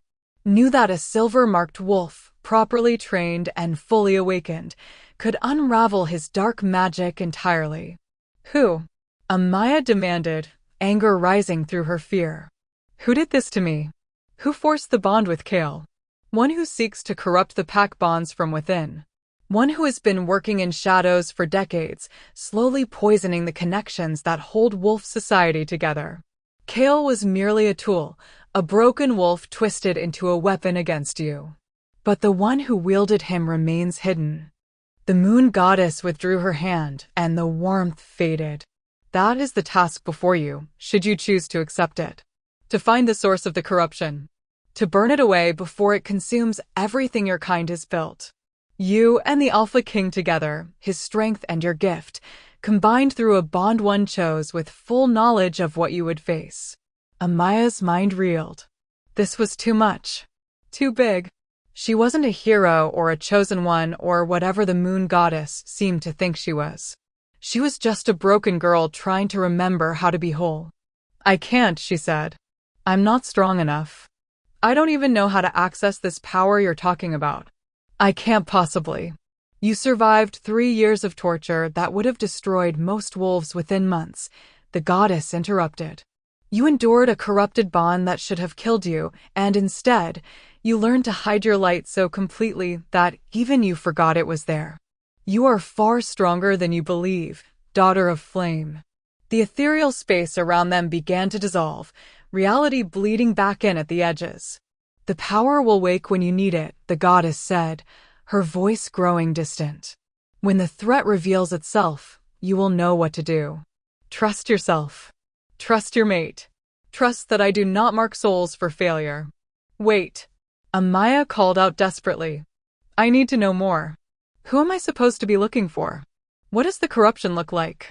But the moon goddess was fading, her form becoming translucent. Look for the wolves who fear your light, child. For those who would see you remain broken and silent. They will reveal themselves in time. And Amaya? The voice came from everywhere and nowhere. Do not be afraid of your fire. It was always meant to burn. Then she was back. Back in the clearing, her hand still pressed to the altar stone, with Damien gripping her other arm to keep her from collapsing. Amaya, Moon's Light, are you all right? You've been standing there for 10 minutes, completely unresponsive. I couldn't. 10 minutes. Amaya's voice came out hoarse. It had felt like hours. Like a lifetime. Your eyes were glowing, Damien said, searching her face with obvious concern. Silver, like moonlight. And the altar was resonating. I've never seen it do that before. What happened? What did you see? Amaya looked down at her hands. They appeared normal, no trace of the silver light the goddess had shown her. But she could feel something different inside herself now. A warmth in her chest that hadn't been there before, like embers waiting to be fanned into flame. I saw the truth, she said finally. About why Kale's bond felt wrong. About who I'm supposed to be. About why the moon chose us. She met Damien's eyes and saw her own shock and wonder reflected there. I'm silver-marked, she continued. Or I'm supposed to be, once the power fully wakes. And there's someone in the pack, someone close to us, who's been using dark magic to corrupt bonds. They targeted me specifically because they knew what I could become. Damien's expression shifted from concern to something harder. Dangerous. Who? She wouldn't tell me. Said they'd reveal themselves. Amaya's hands were shaking. Damien, I don't know how to do this. I don't know how to be what she thinks I am. What if I can't? Damien pulled her into his arms, holding her against his chest while her breathing evened out. Then we figure it out together. That's what mates do. They face the impossible together and make it possible through sheer stubborn refusal to give up. His heart beat steady beneath her ear, solid and real in a way that anchored her to the present moment. The moon goddess spoke to you directly, Damien said, wonder creeping into his voice. Do you understand how rare that is? How significant? She doesn't appear to just anyone, Amaya. She appears to wolves who are meant to change the course of history. I don't want to change history, Amaya mumbled against his shirt. I just want to. I want to be normal. To have a quiet life where nobody's trying to hurt me or use me or turn me into some kind of weapon. I know. Damien's arms tightened around her. And after this is done, after we've found whoever's behind the corruption and ended their schemes, you'll have that. I promise. A quiet life with a mate who'll spend every day showing you what love is supposed to feel like. But first we have to save the world, Amaya finished, unable to keep the bitter humor from her voice. Just our corner of it, Damien corrected. And not alone. Never alone. They stood there in the sacred clearing while the sun moved across the sky and the ancient stones bore witness. Amaya felt the bond between them pulse with renewed strength, as if the moon's acknowledgement had reinforced what was already there. She also felt her wolf stirring more actively now, prowling just beneath her skin with an alertness that felt almost foreign after years of silence. Silver fire, her wolf said, and her mental voice sounded stronger than Amaya had ever heard it. We carry silver fire, and soon we'll remember how to burn. Can we go back? Amaya asked finally, pulling away just enough to look up at Damien's face. To the estate? I need time to think about all this, to process what it means. Of course. But Damien hesitated, his expression troubled. Amaya, there's something you should know. While you've been recovering, I've been investigating Kale's background. Trying to understand how he got access to dark magic, who might have helped him forge that false bond. And I found something concerning. Kale wasn't working alone, that much was clear from the complexity of the magic used. But the person who taught him, who provided the resources and knowledge, Damien's jaw clenched. All trails lead back to someone within the pack hierarchy. Someone with authority and access to ancient texts that should be under lock and guard. Amaya's blood ran cold. You think it's someone in your inner circle? I think it's someone who's been close enough to observe us both. Someone who would have known that you were silver-marked before you knew it yourself. His eyes were pure silver now, his wolf rising close to the surface. Someone who has a vested interest in keeping certain wolves broken and silent. They started walking back toward the estate, but the peaceful atmosphere of their morning had shattered. Now Amaya found herself looking at every shadow differently, wondering if they were being watched. Wondering who in Damien's trusted circle might be hiding a face full of lies. We'll figure this out, Damien said firmly, taking her hand. We'll find them, expose them, and end whatever corruption they've been spreading. But we have to be smart about it. If they suspect we know, they might go to ground or worse, accelerate whatever plan they're working toward. So what do? Damien's smile was sharp and entirely predatory. We set a trap. And we use the one thing they can't resist as bait. What's that? He squeezed her hand gently. Your power awakening. They'll want to stop it before you become a threat they can't control. And when they make their move, we'll be ready, Amaya finished, understanding. They emerged from the forest as the sun reached its zenith, and Amaya looked up at the massive estate that had been her prison and was now, somehow, becoming her home. Somewhere behind those stone walls, an enemy waited. Someone who'd stolen 3 years of her life, who'd twisted fate itself to keep her caged and broken. The old Amaya would have been terrified, would have wanted to run and hide and let someone else handle the danger. But that Amaya had died in the false bonds breaking. The woman who'd spoken with the moon goddess, who carried silver fire in her blood and a true mate bond in her heart, she was someone different. Someone who was done being afraid. Let's go hunting, Amaya said, and felt her wolf's fierce agreement echo through her soul. Damien's answering grin was wild and proud. That's my mate. They walked toward the estate hand in hand, 2 marked souls heading toward a destiny neither had chosen, but both would face together.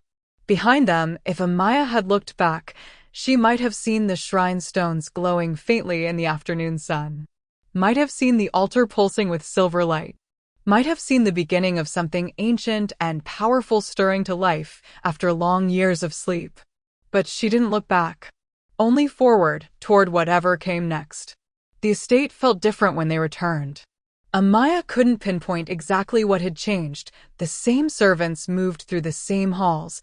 The same guards stood at their posts, but something in the air itself had shifted. Eyes followed them now, whispers trailing in their wake like smoke. The invisible maid had become visible, and not everyone was pleased about it.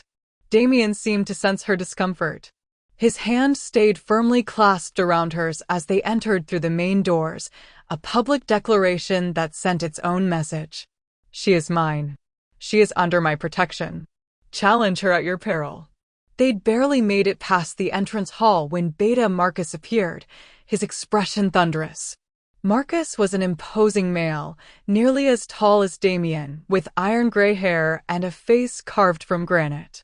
He'd served as Beta for 15 years, had been one of Damien's father's most trusted advisors, and by all accounts was fiercely loyal to the pack. He was also Kale's uncle. Alpha King, Marcus said, his tone rigidly formal. A word. In private. Damien's grip on Amaya's hand tightened fractionally. Anything you need to say can be said in front of my mate. The word, mate, rippled through the assembled crowd like a stone thrown into still water. Gasps, murmurs, shocked faces turning toward them with undisguised curiosity. Marcus's jaw clenched. With respect, Alpha, this concerns pack business that. She is pack business, Damien interrupted, his voice carrying that alpha command that made every wolf in earshot stand straighter. She is my business. So speak, Marcus, or walk away. For a long moment, the two males stared at each other. Amaya could feel the tension crackling between them, could see the way Marcus's hands had curled into fists at his sides. Finally, Marcus spoke, and his voice was cold enough to frost glass. You exiled my nephew. Cast him out as a rogue without trial, without testimony, without giving him any chance to defend himself against accusations made by a. He stopped himself, but the damage was done. His gaze flicked to Amaya, and she saw the contempt there, barely concealed. Against accusations that have not been proven. They were proven the moment I saw her bruises, Damien said, dangerously quiet. The moment I scented fear and blood and pain radiating from her in waves. Or are you suggesting that my nose deceives me, Beta? I'm suggesting that perhaps there are circumstances you don't understand. That Kale may have been. Beating his mate? Damien's voice cracked like a whip. Terrorizing her for 3 years while everyone looked the other way? Those circumstances? Marcus's face flushed dark red. Kale was a good wolf. A loyal pack member. Whatever happened between him and his mate should have been handled privately, within family. She had no family here. The words exploded from Amaya before she could stop them. Every eye in the hall turned to her, but she was beyond caring. 3 years of silence, of swallowing her voice, of making herself small, it all came roaring to the surface in a wave of rage she'd been suppressing for too long.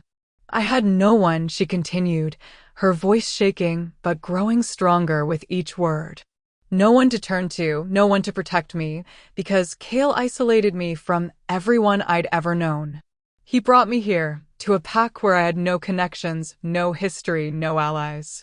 And when he hurt me, when he beat me until I couldn't stand, until I wished I could die just to make it stop, there was no family to handle it. There was just him and his fists and a bond that wouldn't let me leave. She took a step toward Marcus and felt Damien's pride pulse through their bond. So don't stand there and talk to me about circumstances or family or loyalty. Your nephew was a monster, and the only tragedy is that it took 3 years for someone to finally see it. The hall had gone absolutely silent. Even Marcus seemed momentarily speechless, though fury was written clearly across his face. Then another voice cut through the tension. Well said, girl. An older female stepped forward from the crowd, tall and regal despite her age, with silver hair pulled back in an intricate braid and eyes that missed nothing. She wore the formal robes of the pack's elder council, the embroidered wolf on her chest marking her as head elder. Elder Cora. Amaya recognized her from the few formal gatherings she'd been required to serve. The woman had a reputation for being fair but uncompromising, traditional but not unreasonable. Alpha King, Cora said, inclining her head respectfully to Damien. Beta Marcus raises a point that, while crudely delivered, deserves consideration. The pack is unsettled by recent events. Kale's exile was swift and final, with no formal hearing before the council. Some are questioning whether proper protocols were followed. Proper protocols, Damien repeated, his voice dangerously soft. For a male who violated one of our oldest and most sacred laws? The protection of mates is not negotiable, Elder. It is not subject to debate or hearing or vote. It simply is. And yet, Cora continued calmly, there are those who worry about precedent. If the Alpha King can exile a pack member on sight, without testimony or evidence beyond his own observation, what prevents abuse of that power? What protects any of us from arbitrary judgment? She wasn't being antagonistic, Amaya realized. She was voicing concerns that others were thinking but afraid to say. Testing Damien's justification, making him explain himself to the pack. Damien seemed to understand this too. His stance relaxed slightly, though his hand never left Amaya's. "You want evidence," he said. "Call healer Mira. Have her testify to the extent of injuries she documented. Call the servants who worked alongside Amaya. Ask them if they ever saw Bruises, heard sounds of violence, noticed anything concerning. Interview the guards who would have been positioned near Kale's quarters." He paused, letting his words sink in. "But know this, I will not apologize for acting swiftly when a mate's life was in danger. I will not regret choosing her safety over bureaucratic process. If that sets a precedent, then so be it. Let every wolf in this pack know that abuse will not be tolerated, investigated, debated, or excused. It will be punished. Immediately and without mercy." Murmurs rippled through the crowd, some approving, others uncertain, a few openly hostile. Marcus stepped forward again. "And what of the girl's history? Has anyone investigated her background? Her family connections? We're simply supposed to accept that she's innocent in all this, that Kale acted entirely of his own volition." "What are you implying?" Amaya demanded, fresh anger flooding through her. "I'm implying," Marcus said coldly, "that it's very convenient. A servant girl catches the Alpha King's attention at precisely the moment her mate becomes inconvenient. Some might wonder if she engineered the situation. If she deliberately provoked Kale, knowing the Alpha would." The slap echoed like a gunshot. Amaya's palm stung from the impact, and Marcus's head had snapped to the side. She'd moved without thinking, without planning, pure instinct driving her hand to his face. The hall erupted. Servants gasped. Guards moved forward. Elder Cora's eyes went wide with shock. And Marcus turned back to face her with murder in his eyes, his wolf rising so close to the surface that his irises had gone gold. "You dare," he started, but Damien was suddenly between them, and the Alpha command that rolled off him made every wolf in the vicinity drop their gaze in automatic submission. "Stand down." The words weren't loud, but they carried absolute authority. "All of you. Now." The hall went still. Even Marcus, furious and humiliated, couldn't fight the command. He stood rigid, hands clenched, but he didn't advance. Damien turned to address the entire room, his voice carrying to every corner. "Let me make something very clear. Amaya is my mate. True mate, marked by the moon herself. Any insult to her is an insult to me. Any threat against her is a threat against your Alpha. And anyone who suggests that she is somehow responsible for her own abuse will answer to me personally. Do I make myself understood?"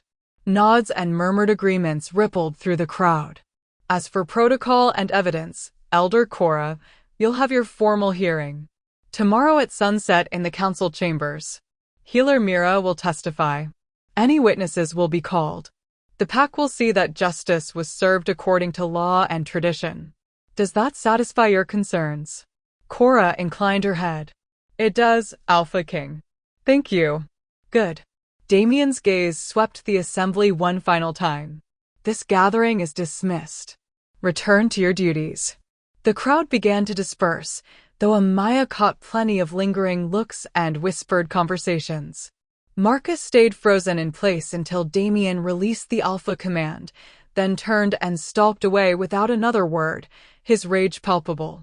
Elder Cora approached them once most of the others had cleared out.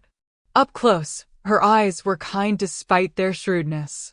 "That was bravely done," she said to Amaya. "And foolishly done. Marcus is not a male you want as an enemy." "He was already my enemy," Amaya replied. "From the moment Kale became mine." "Perhaps." Cora studied her for a long moment. "Or perhaps something else is at play here. Marcus has served this pack faithfully for many years.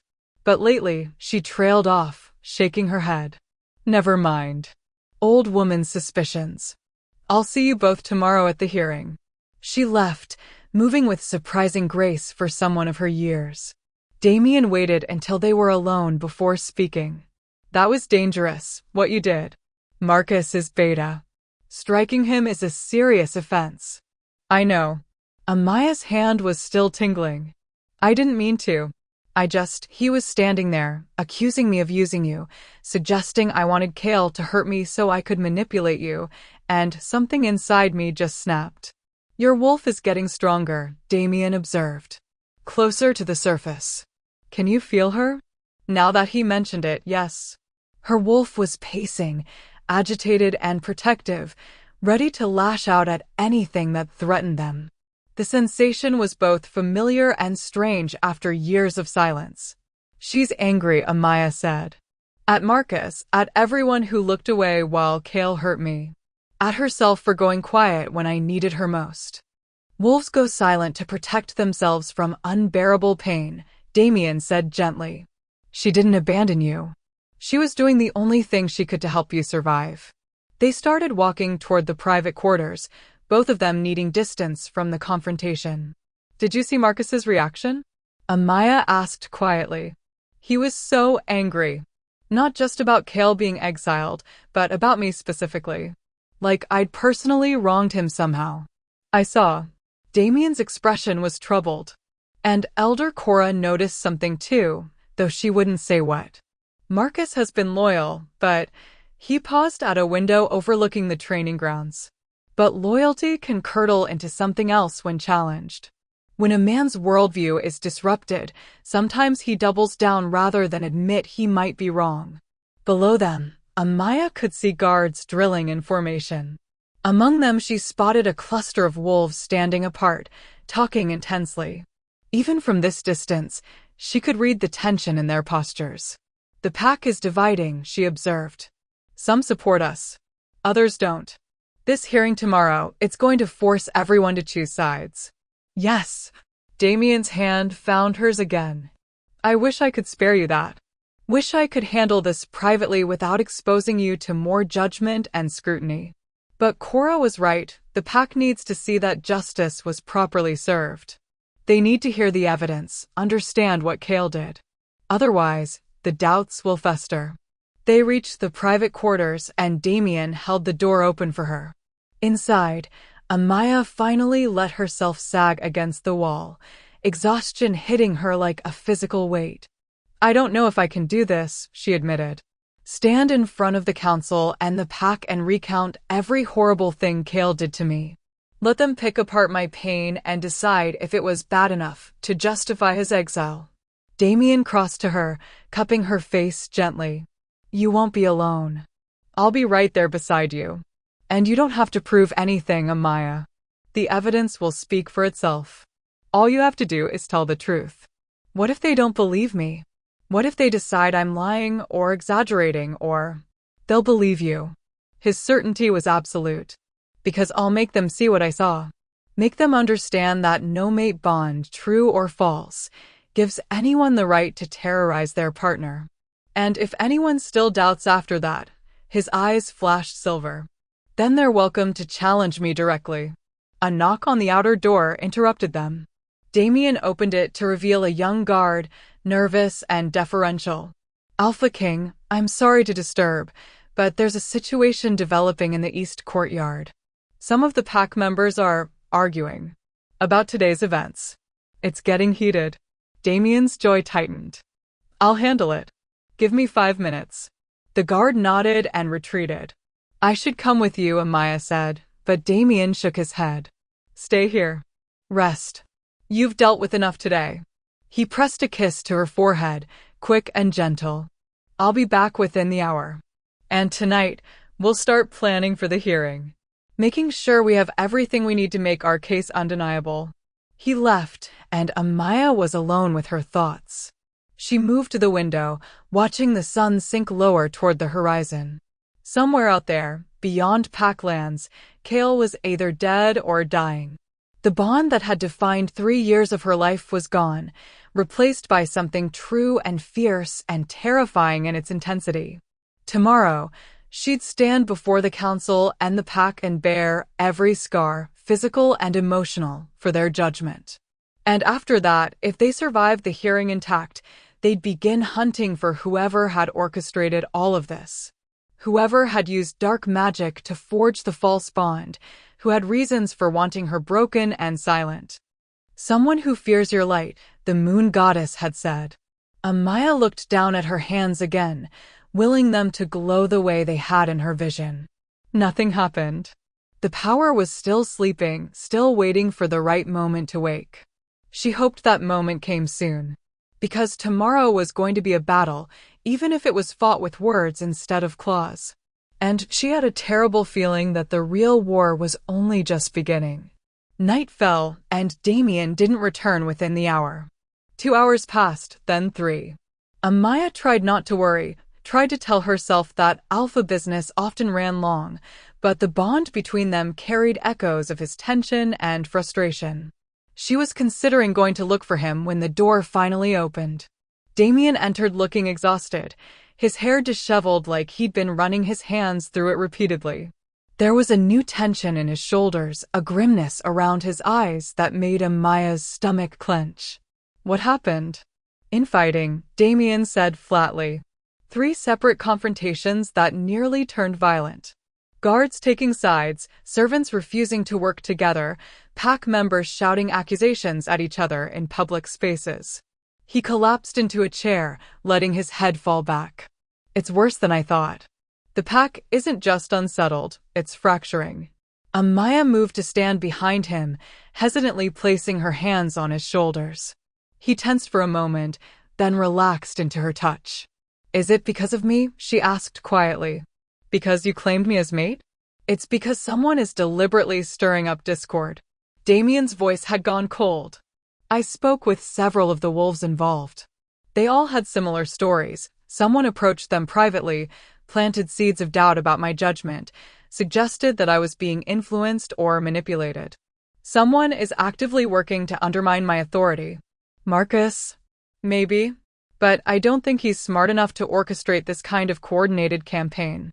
Damien reached up to cover one of her hands with his own. Whoever's behind the corruption, whoever forced your bond with Kale, they're making their move. Trying to destabilize things before tomorrow's hearing. What do? We hold firm. We trust that the truth will win out. He pulled her around to sit in his lap, and Amaya went willingly, needing the comfort of his closeness. And we watch everyone very, very carefully.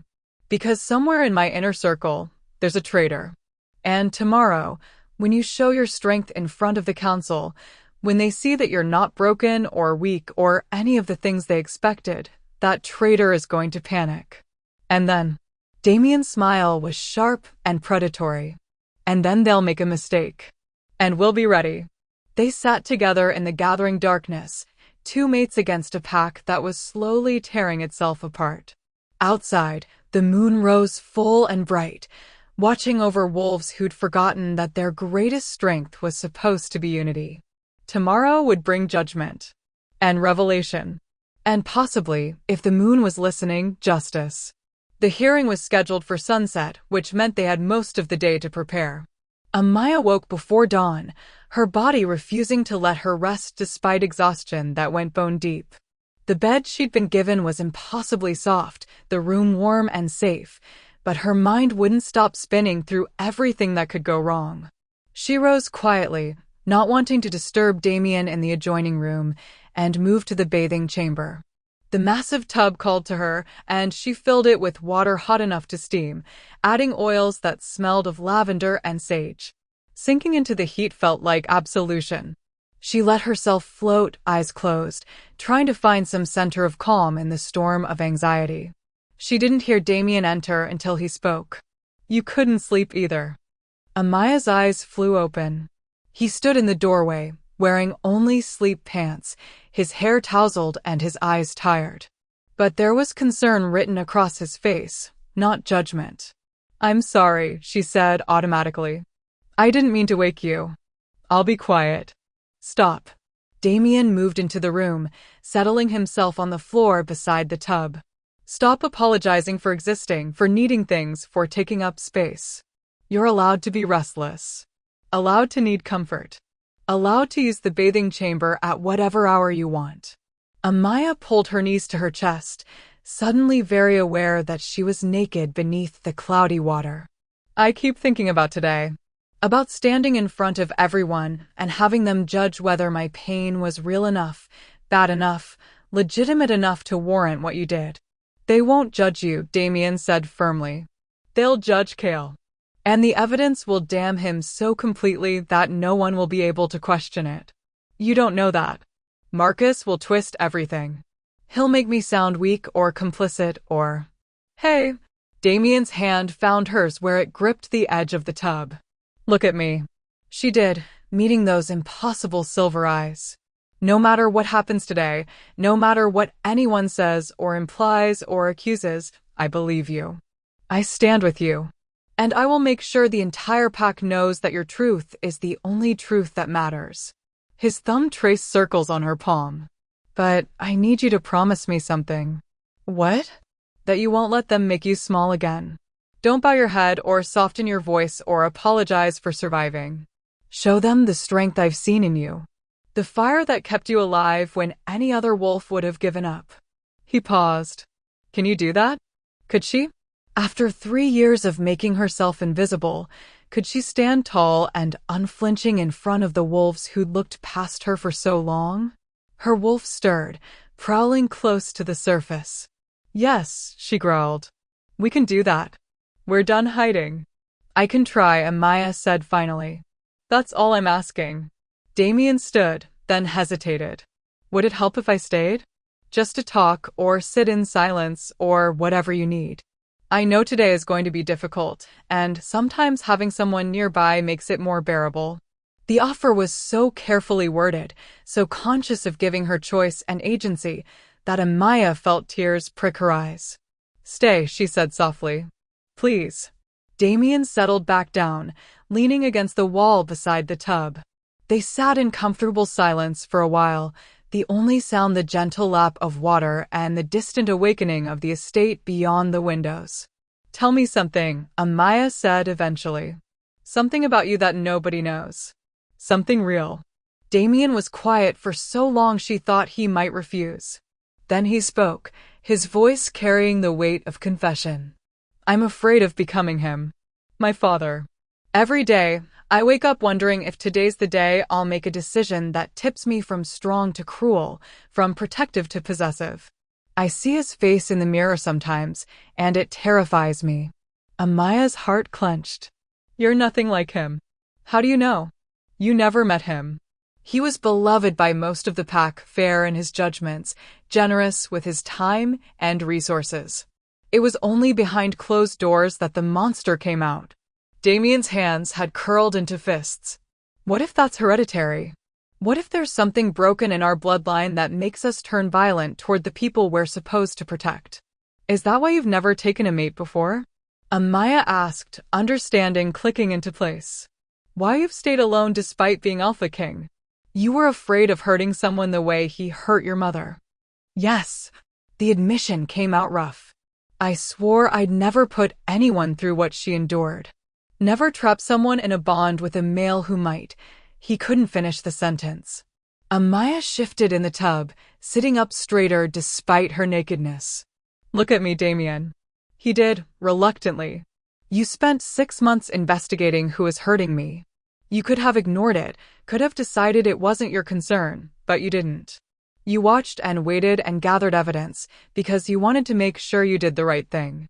She held his gaze steadily. That's not the behavior of a man who's one bad day away from becoming an abuser.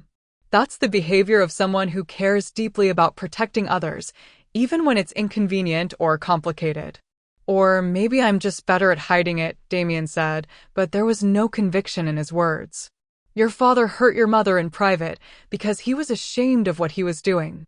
He knew it was wrong, but he did it anyway because his need for control outweighed his conscience. Amaya leaned forward.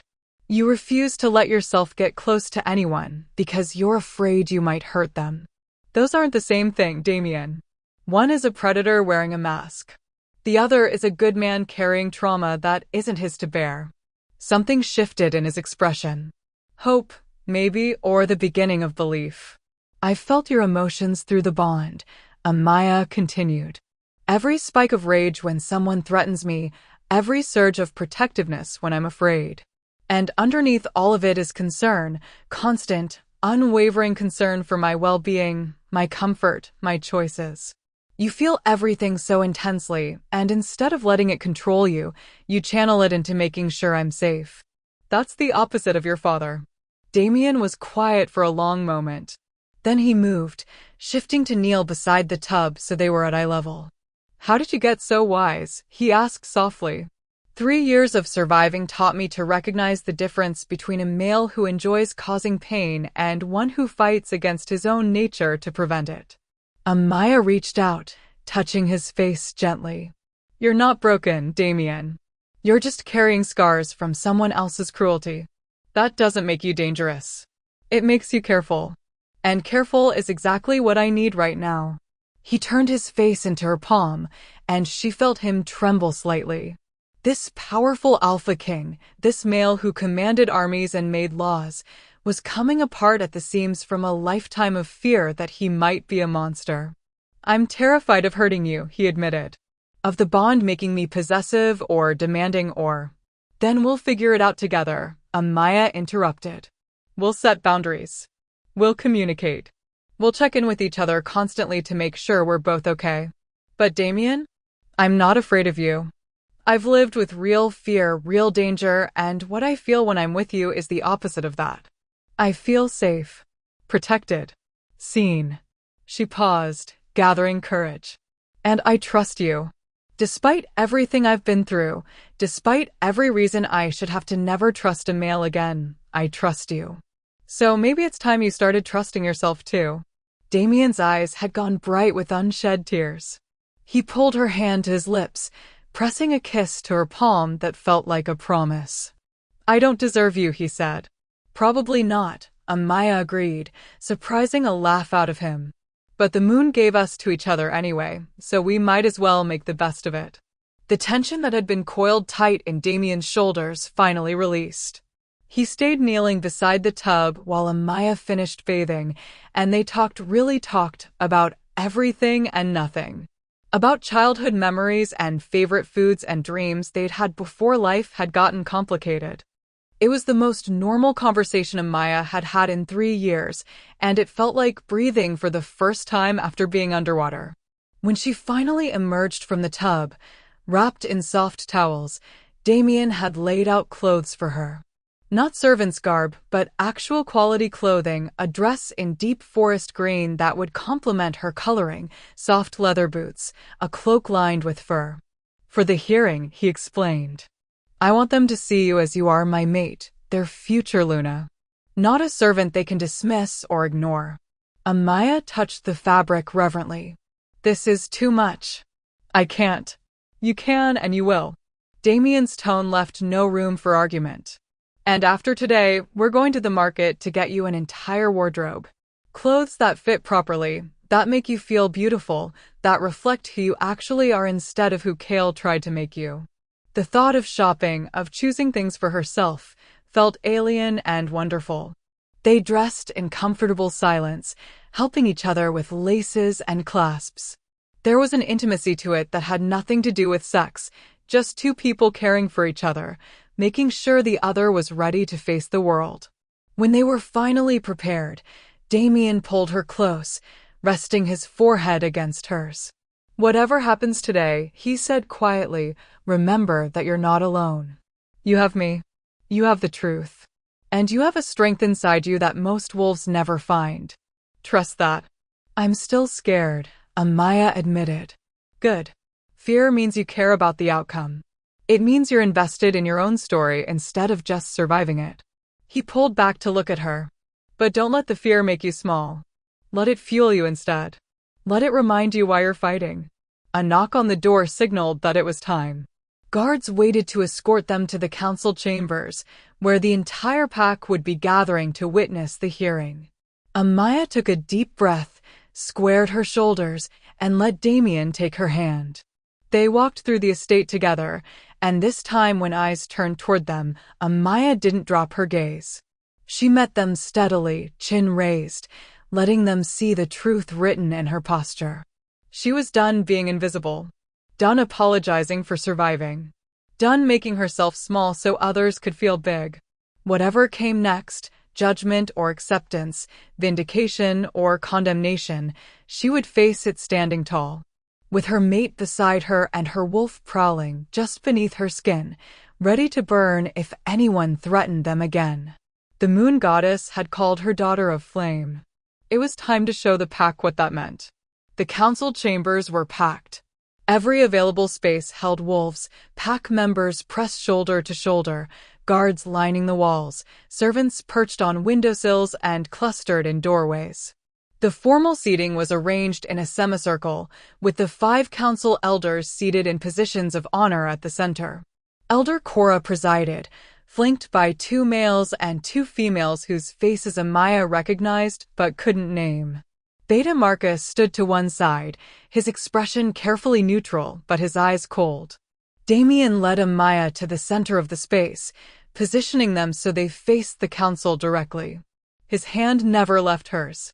Elder Cora rose, and the room fell silent. "We are gathered to review the exile of Kale, son of Marcus's brother, from Pack lands.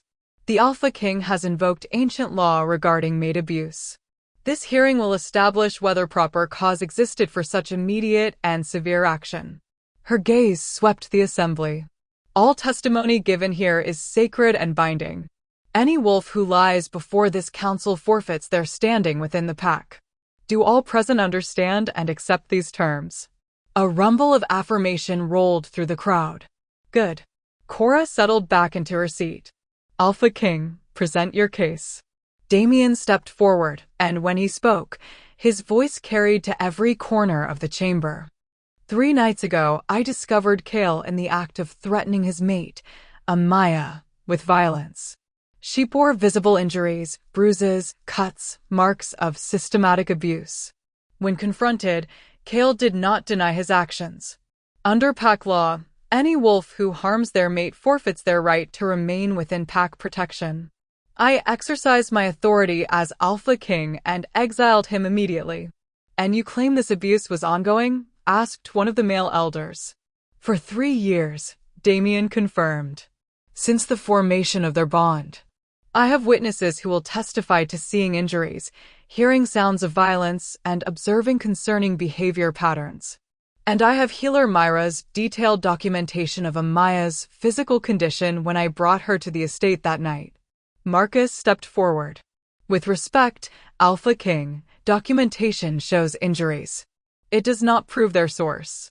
My nephew is not here to defend himself against these accusations. For all we know, the girl could have..." "Could have what?"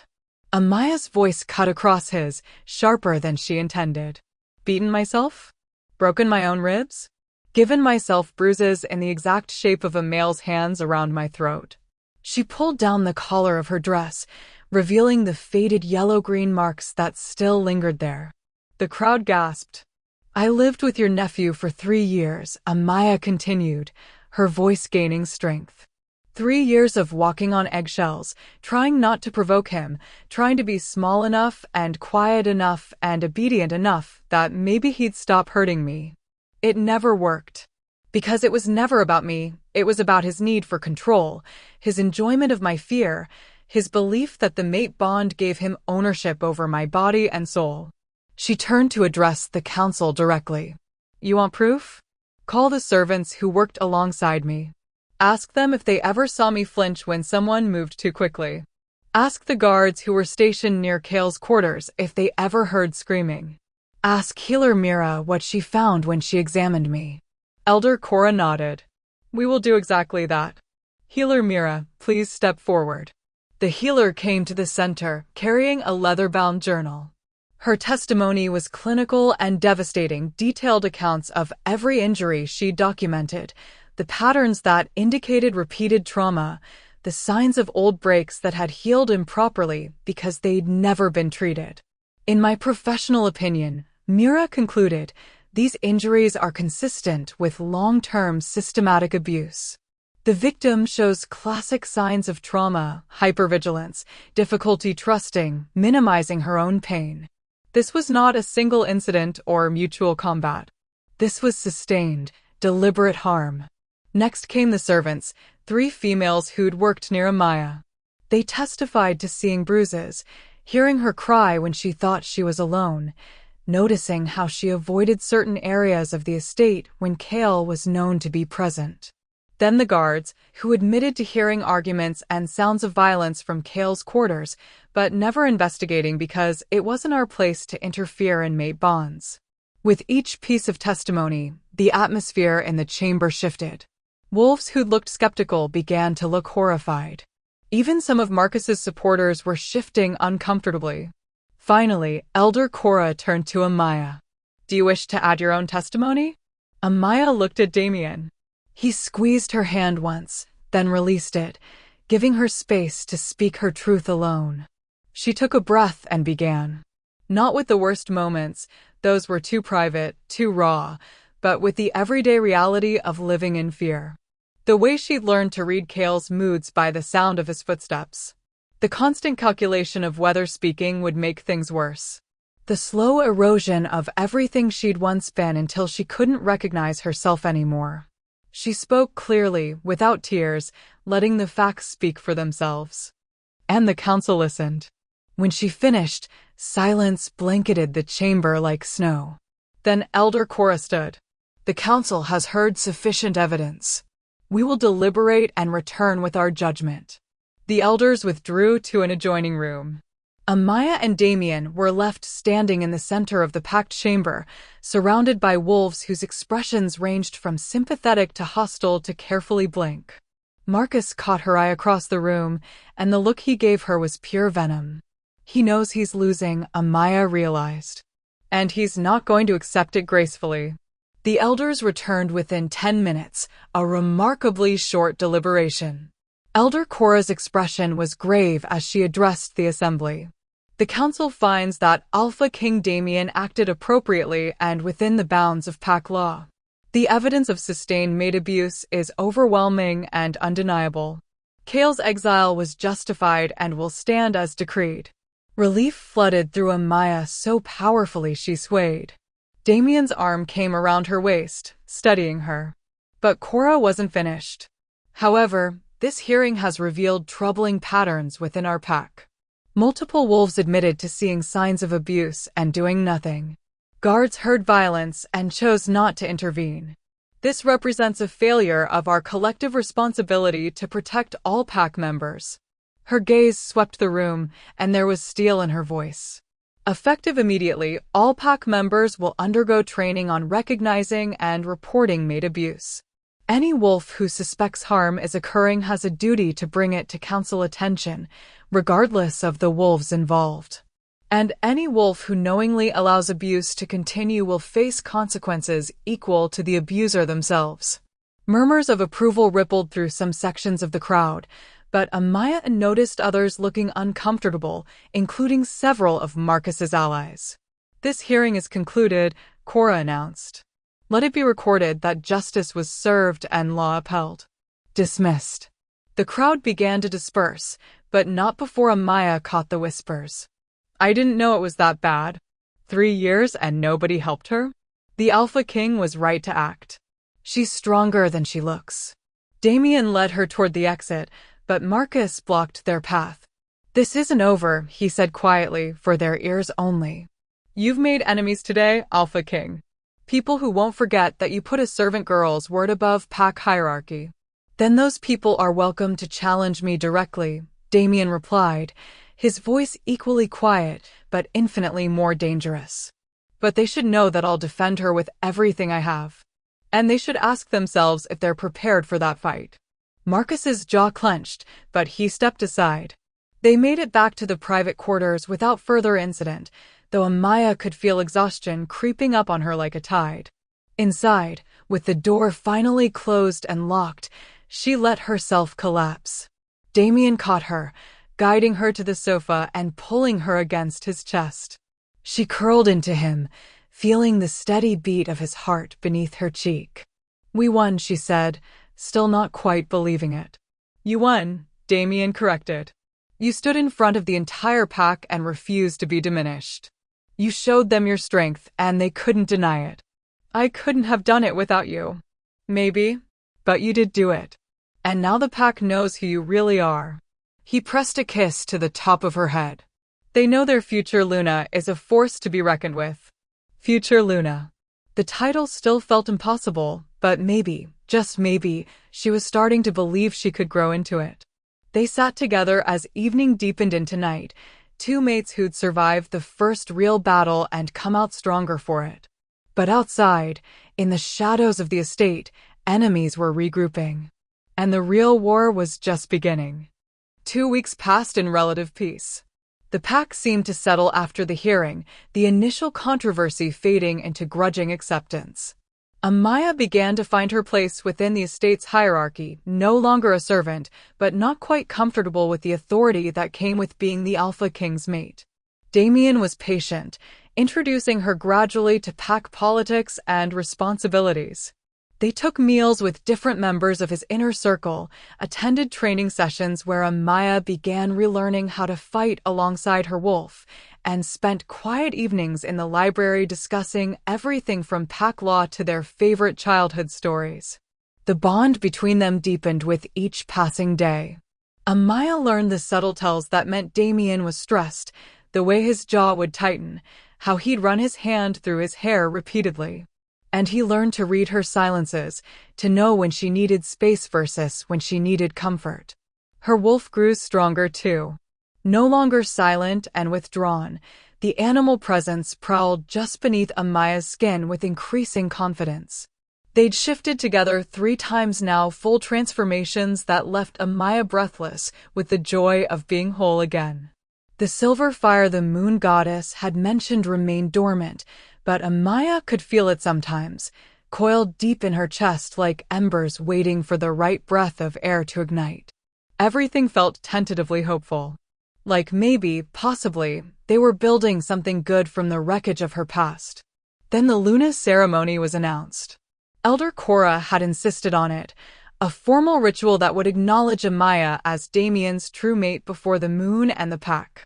It was tradition, she explained, a way to solidify the bond publicly and give Amaya the official authority that came with the Luna title. The ceremony was scheduled for the full moon, 3 days away. Preparations consumed the estate, decorations being hung, food being prepared, invitations sent to neighboring packs whose alphas would attend to witness the union. Amaya tried to be excited, tried to embrace the idea of standing before everyone and claiming her place at Damien's side. But anxiety gnawed at her, a persistent whisper that something was wrong. "You're worried," Damien observed one evening as they walked the estate grounds. The moon was waxing toward fullness, bright enough to cast sharp shadows across the manicured gardens. "I keep waiting for something bad to happen," Amaya admitted. "These past 2 weeks have been too peaceful. Too easy. After everything with Kale and the hearing and Marcus's threats. You think the other shoe is about to drop, don't you?" Damien was quiet for a moment, his expression troubled in the moonlight. "I've increased security, added extra patrols, had my most trusted guards watching for any signs of coordinated resistance. If someone's planning something, they're being very careful about it. Or very patient," Amaya said. "Waiting for the right moment when we're distracted and vulnerable." The ceremony. Understanding flickered across Damien's face. "You think they'll make a move during the Luna ceremony? When else? The entire pack will be gathered. Neighboring alphas will be present. If someone wanted to make a statement, to challenge your authority or..." She trailed off, unable to voice the darker possibilities. Damien pulled her close, wrapping his arms around her from behind. They stood together, looking out over the grounds that would be filled with celebration in 3 days. "I won't let anyone hurt you," he murmured against her hair. "I don't care what they're planning or who they've recruited. You're mine, Amaya. My mate, my Luna. And I'll burn the world before I let someone take you from me." The possessiveness in his voice should have frightened her. Would have frightened her before. But now she heard the fear beneath it, the terror of losing someone he'd finally allowed himself to love. "I'm not going anywhere," she promised. "We'll face whatever comes together." They stayed like that until the moon rose high enough to bathe everything in silver light, 2 souls preparing for a battle they couldn't yet see. The day of the ceremony dawned clear and bright. Amaya woke early, her stomach churning with nerves that had nothing to do with standing before the pack. Her wolf was restless, pacing and snarling at shadows, sensing something her human mind couldn't quite grasp. Danger. Threat. Enemy close. She tried to tell Damien, but he was pulled into a dozen different directions, greeting arriving alphas, handling last-minute preparations, mediating disputes between pack members whose old tensions had resurfaced under the pressure of the event. By the time sunset approached and it was time for Amaya to begin preparing for the ceremony, she'd barely seen him all day. 3 servants arrived to help her dress, females she vaguely recognized but didn't know well. They brought the ceremonial gown that had been made specifically for tonight, a creation of silver silk and moonstone beading that must have cost a fortune. It was beautiful, ethereal, everything a Luna should wear when claiming her place. Amaya let them dress her, too anxious to appreciate the luxury. They styled her hair in an intricate braid woven with silver thread, applied subtle cosmetics that made her look like a stranger, someone polished and perfect, and nothing like the broken maid who'd scrubbed these floors. "You look like a true Luna," one of the servants said admiringly as they stepped back to survey their work. Amaya looked at herself in the mirror and barely recognized the woman staring back. But beneath the beautiful exterior, her wolf was still snarling warnings. A knock on the door announced Elder Cora's arrival. The older woman entered with her usual regal bearing, carrying a wooden box inlaid with silver. "The Luna crown," she explained, opening the box to reveal a delicate circlet of silver and moonstone. "Worn by every Luna in Northern Pack history. It's an honor to place it on your head, child." The servants withdrew, leaving Amaya alone with the elder. Cora approached, lifting the crown carefully. "You've done well these past weeks," she said conversationally. "The pack is beginning to accept you. Even those who were skeptical are starting to see your strength." "Thank you, elder. But there are still those who resist, who believe change is weakness and that the Alpha King has been compromised by his affection for you." Cora moved behind Amaya, positioning the crown. "You should know that not everyone celebrating tonight wishes you well." The crown settled onto Amaya's head, heavier than she'd expected.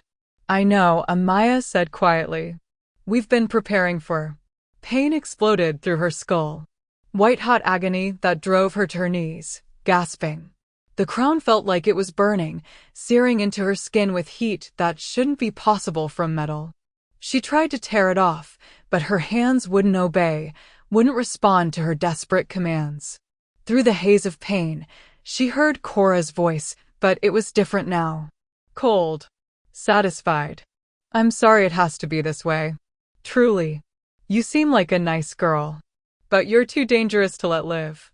Too powerful. Once that silver fire wakes fully, you'll be able to sense corruption everywhere. Including in me."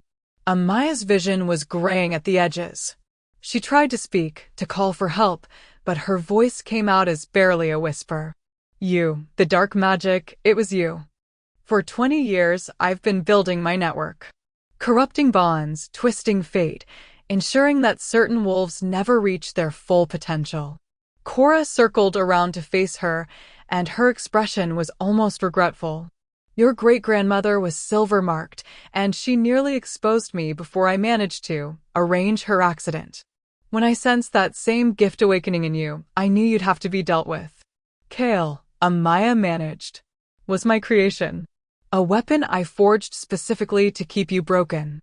The bond one forced between you should have killed you slowly, drained your power until there was nothing left but an empty shell." Cora knelt down to look Amaya in the eye. But then the Alpha King had to interfere. Had to play hero and destroy 3 years of careful work. "So now we do this the direct way." The crown pulsed with dark energy, and Amaya felt her consciousness starting to slip. Her wolf was howling, throwing herself against the barriers of Amaya's control, trying desperately to shift and escape. But the crown was stopping that too, binding her in human form, trapping her in a body that was shutting down cell by cell. "What's happening to me?" Amaya gasped. "Corruption.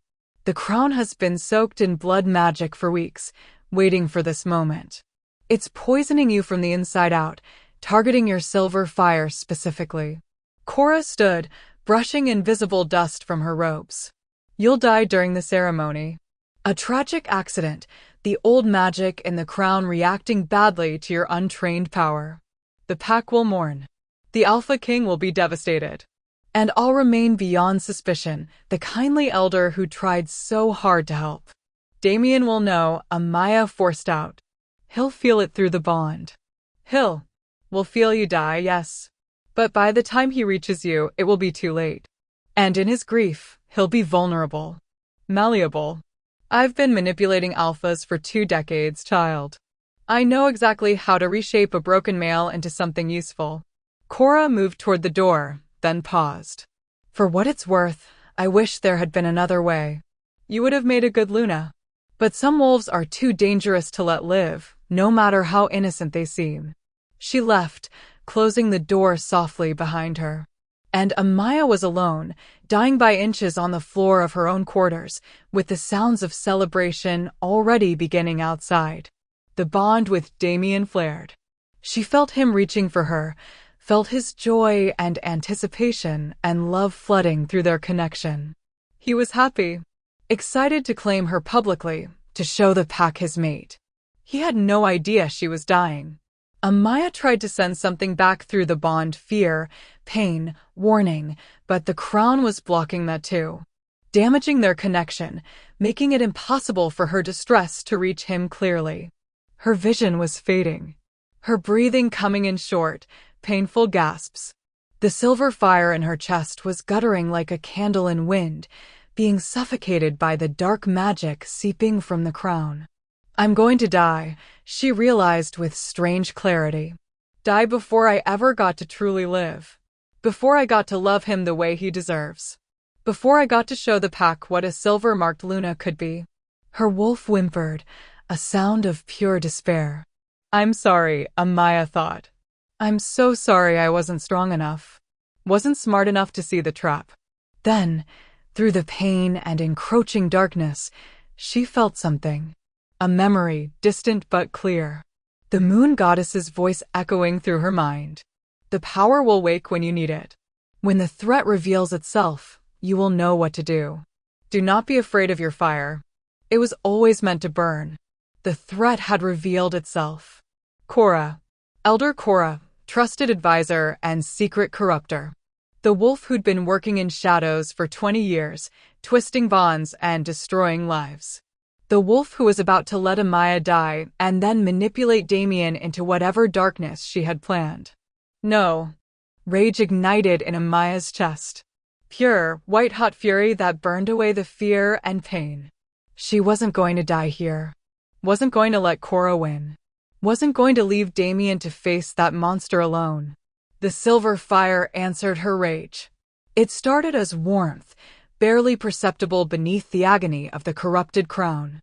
Then it grew, spreading through her veins like liquid light. The fire recognized the dark magic, recognized it as enemy and corruption, and something that needed to be burned away. Amaya reached deep, past the pain, past the exhaustion, past every instinct that screamed at her to give up and let the darkness take her. She reached for the flame the moon had placed in her soul before she was born. And it answered with a roar. Silver light exploded outward from Amaya's body. Not just light, power. Ancient, pure, unstoppable power that knew exactly what it was meant to do. Burn away the corruption. The crown shrieked, actually shrieked, the dark magic within it recoiling from the silver fire like living darkness fleeing from dawn. Amaya felt the blood magic trying to dig in deeper, trying to anchor itself in her skull, but her fire was relentless. It poured through her, into the crown, surrounding every particle of dark magic and incinerating it. The crown cracked, then shattered. Pieces of corrupted metal fell away from her head, disintegrating into ash before they hit the ground. Amaya collapsed forward, gasping, her entire body shaking with the effort of what she'd just done. But she was alive. The corruption was gone. And the silver fire was awake fully, brilliantly, impossibly awake. She could feel it settling into her bones, becoming part of her in a way it had never been before. No longer dormant or hidden. Now it was woven into every cell, ready to answer when called. And she could sense things she'd never sensed before. Dark spots in the estate's foundation. Places where corruption had taken root. Not just in objects, but in wolves' twisted bonds, poisoned connections, malicious magic that had been festering for years. Cora's work was everywhere. And now Amaya could see it all.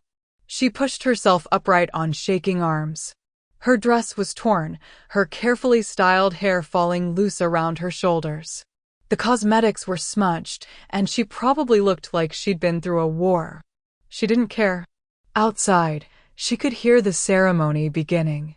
Damien would be waiting for her at the sacred altar in the main courtyard, surrounded by the pack and visiting alphas, expecting his mate to appear and claim her place. Instead, he was about to get something else entirely. Amaya stood, calling her wolf forward. The shift came easier than it ever had before, her human form melting into animal in seconds. Silver fur covered her body, not gray or white, but actual silver, gleaming like moonlight made solid. Her eyes blazed with the fire that now burned in her chest. She was beautiful. Terrifying. Exactly what a silver-marked wolf was supposed to be. Amaya threw her head back and howled. The sound carried through the entire estate, a call that spoke of danger and betrayal and a Luna claiming her power. Every wolf in 100 yards would hear it and know that something was wrong. Including Damien. She felt him through the bond, felt his confusion shift to alarm shift to absolute fury as he understood that she'd been threatened. Coming, his presence promised through their connection. Hold on, I'm coming. But Amaya wasn't waiting. She was done being protected, done being the one who needed saving. She burst through the door and ran, her silver paws silent on stone floors, her wolf form moving with speed and grace that felt like flying. She knew exactly where she was going. To the courtyard. To Damien. To face Cora in front of the entire pack and burn away every last trace of corruption that monster had planted in their home. The Luna ceremony was about to become something else entirely. A reckoning. The courtyard was a vision of elegance and tradition. Hundreds of wolves gathered in concentric circles around the sacred altar, the same ancient stones from the forest shrine, transported here generations ago for ceremonies exactly like this. Torches burned in iron brackets, their flames dancing in the evening breeze. The full moon hung overhead, enormous and watchful, bathing everything in silver light that seemed almost prophetic now. Damien stood at the altar's center, magnificent in formal ceremonial robes of black and silver. Beside him, Elder Cora played her role perfectly, the wise advisor, the keeper of traditions, the female who would officiate the bonding and crown the new Luna. The female who'd just tried to murder Amaya in cold blood. Amaya burst into the courtyard in her wolf form, and the effect was instantaneous. Gasps rippled through the crowd. Wolves stumbled backward, some in fear, others in awe. Because Amaya wasn't just shifted, she was glowing. Silver fire traced patterns through her fur, pulsing with each heartbeat, making her look like something carved from moonlight and flame. Damien's head snapped around at the disturbance. Their eyes met across the crowded space, and Amaya saw the exact moment he understood something was catastrophically wrong. His expression went from confusion to rage in a heartbeat. Amaya? She shifted back to human form, uncaring that the transformation left her wearing only the tattered remains of the ceremonial dress. Her hair fell wild around her shoulders, and silver light still flickered across her skin like living lightning. The crowd fell silent. Even the torches seemed to stop crackling, as if the universe itself was holding its breath. There will be no ceremony tonight, Amaya announced, her voice carrying with a power she'd never possessed before. The silver fire had changed more than just her physical form. It had given her command, authority that radiated from her like heat from a forge. Because the wolf who was supposed to officiate it just tried to kill me. Chaos erupted. Wolves shouted questions. Guards moved forward. Visiting alphas rose from their seats, hands going to weapons that shouldn't have been brought to a sacred ceremony. But Amaya's attention was fixed on Cora. The elder's mask had slipped. For just a moment, naked hatred flashed across her face before she smoothed it into confusion and concern. "Child, what are you talking about?" Cora said, her voice perfectly pitched, worried grandmother rather than cold-blooded killer. "You were supposed to be preparing for the ceremony. Where's the Luna crown? What happened? The crown you poisoned with blood magic?" Amaya took a step forward, and wolves scrambled to get out of her path. The silver fire was growing stronger, responding to her rage. "The one designed to corrupt my power and kill me slowly during the ceremony? That crown." She raised her hand, and silver flames danced across her palm, not burning her, but contained and controlled, proof of what she was. "I'm silver-marked," Amaya continued, her voice ringing clear. "A gift that runs in my bloodline, passed down from my great-grandmother.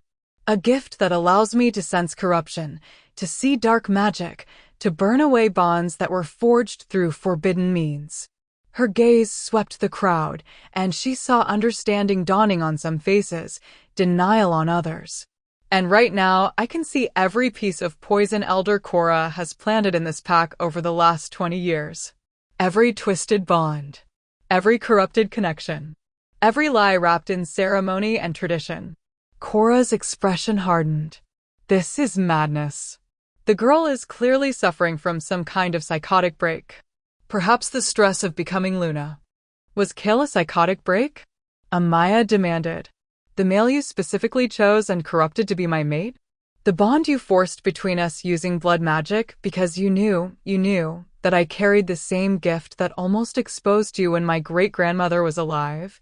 She took another step forward, and this time the silver flame spread, running down her arms like living vines. "You said my great-grandmother's death was an accident. But it wasn't, was it? You killed her.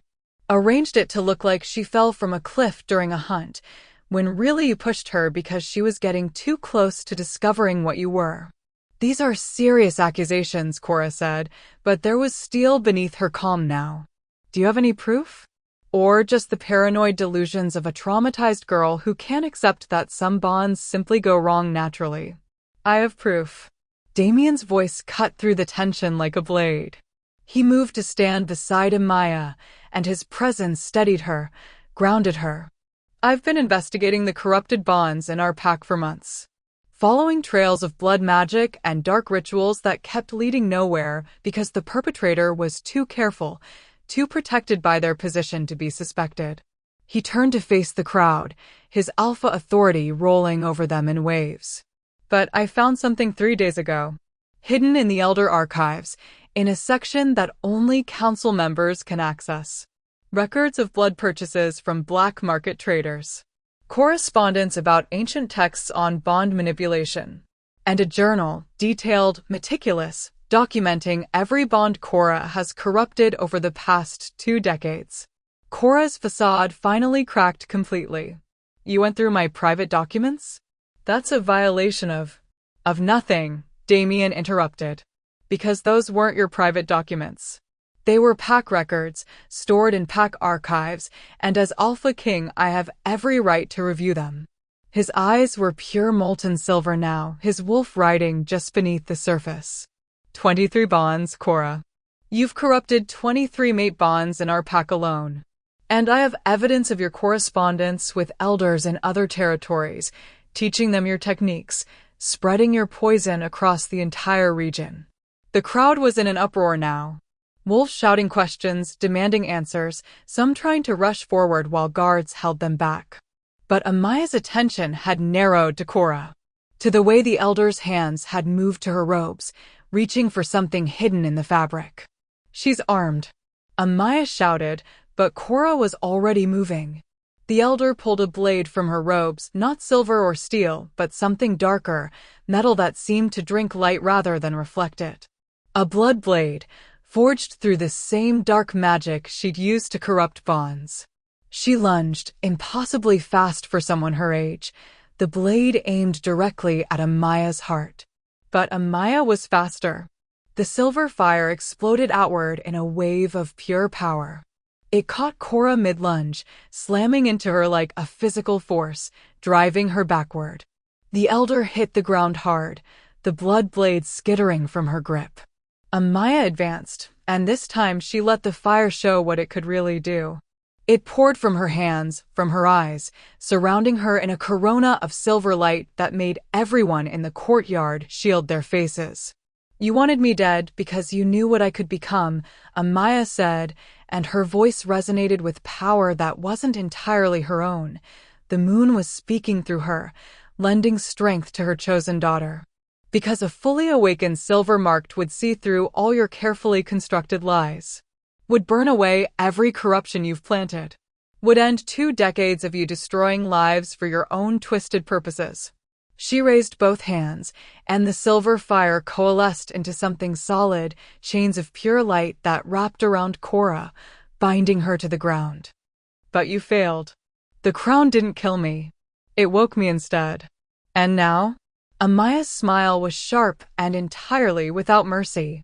Now I'm going to do what my great-grandmother would have done if you hadn't murdered her. The silver fire pulsed once, twice, then surged into Cora through the chains. The elder screamed, a sound of pure agony as the purifying flames found every particle of dark magic in her body and burned it away. Not killing her. That would be too kind. Instead, the fire was stripping away her power. Every spell she'd woven, every corruption she'd planted, every twisted bond she'd forged, all of it unraveling at once as the silver flames purified everything they touched. The effect rippled outward. Throughout the courtyard, wolves who'd been suffering under corrupted bonds suddenly gasped, clutching their chests as dark magic dissolved from their connections. Mates who'd been bound wrong felt their bonds shift, realign, become what they should have been from the start. It was excruciating and beautiful all at once, 23 bonds healing simultaneously, corruption burning away in silver fire that spread through the pack like dawn breaking through darkness. Amaya held the power steady, letting it work, letting it find every last trace of Cora's poison and eradicate it. The elder collapsed when the flames finally released her, unconscious but alive. Powerless now. Just an old woman who'd lived too long on stolen magic and manipulated bonds. The silver fire faded, drawing back into Amaya's body. She swayed, exhaustion hitting her like a wave, but Damien was there immediately, catching her before she could fall. "I've got you," he murmured, holding her against his chest. "Moon's light, Amaya, what you just did. Had to be done," she managed. Her voice was hoarse, her body shaking from the expenditure of power. "She would have killed me, then manipulated you, then continued destroying lives across the entire territory." Around them, the courtyard was in controlled chaos. Guards had surrounded Cora's unconscious form. The visiting alphas were demanding explanations. Pack members who'd been freed from corrupted bonds were crying, laughing, embracing mates they'd been struggling to love through layers of dark magic. Elder Marcus, no, just Marcus now, because Amaya could see that his position had been reinforced through Cora's magic, stood off to the side looking lost. His bond with his own mate, she realized, had been one of the corrupted ones. For years, he'd been trapped in a connection that felt wrong without understanding why. No wonder he'd been so bitter. So angry. So quick to defend Kale's actions, because his own bond had been twisted into something dark, and he'd thought that was normal. That all mate bonds involved that kind of discord and resentment. "Marcus," Amaya called out, her voice still carrying despite her exhaustion. "Your bond with Elena. It was one of the corrupted ones, wasn't it?" He looked at her, and she saw shame and confusion warring on his face. I don't know. For 20 years, I thought." He stopped, unable to finish. "You thought mate bonds were supposed to hurt," Amaya supplied gently. "That the connection was supposed to feel like obligation instead of choice. Like a cage instead of a home." Tears were streaming down Marcus's face now. "I hated her sometimes. Hated myself for hating her. She's a good woman, but I couldn't. I couldn't make myself feel what I was supposed to feel. Because Cora corrupted your bond at the mating ceremony. I could see it, when the silver fire was active. She wove dark magic into the ritual itself, twisted your connection before it ever had a chance to form properly. Amaya looked at him with compassion she never thought she'd feel for this male. It wasn't your fault, Marcus. And it wasn't Elena's. You were both victims of the same monster. Someone pushed through the crowd, a female with graying hair and kind eyes who moved straight to Marcus's side. Elena, his mate. She took his hand, and they both gasped. The bond between them, freed from corruption, was reforming, reknitting itself the way it should have been 2 decades ago. They stared at each other like they were seeing a stranger, and maybe they were. Maybe they were finally seeing each other clearly for the first time in 20 years. Marcus turned back to Amaya, and this time when he dropped to his knees, it was in genuine submission. Luna.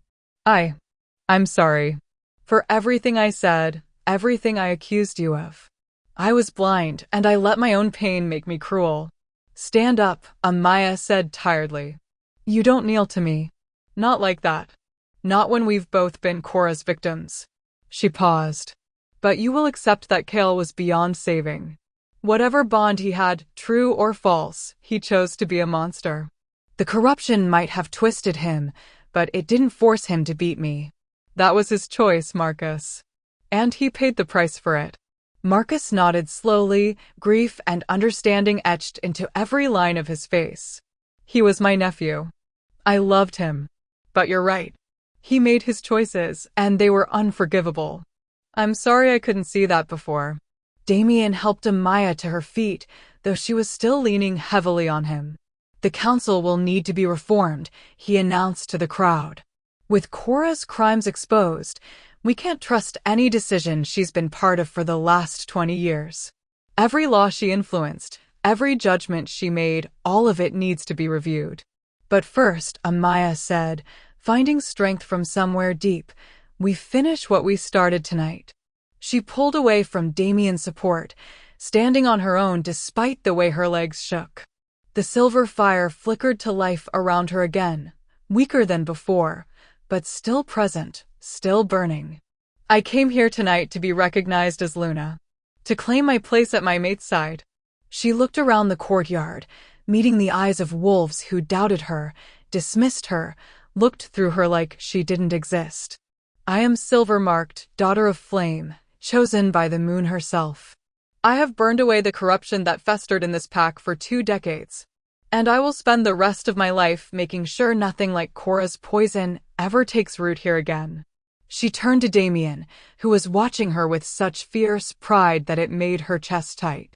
So I ask you, Alpha King, in front of the moon and the pack and all witnesses gathered here, will you have me as your Luna? Will you trust me with your pack, your people, your heart?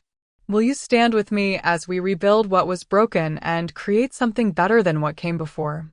Damien crossed to her in 3 long strides. He took her face in his hands, gentle despite the raw emotion flickering across his features. I will have you as my Luna, my mate, my partner in all things, he said, his voice carrying to every corner of the courtyard. I will trust you with everything I have and everything I am. And I will stand with you against any threat, face any challenge, weather any storm, because there is no one I would rather have beside me. No one stronger. No one braver. No one more worthy of leading this pack into a better future.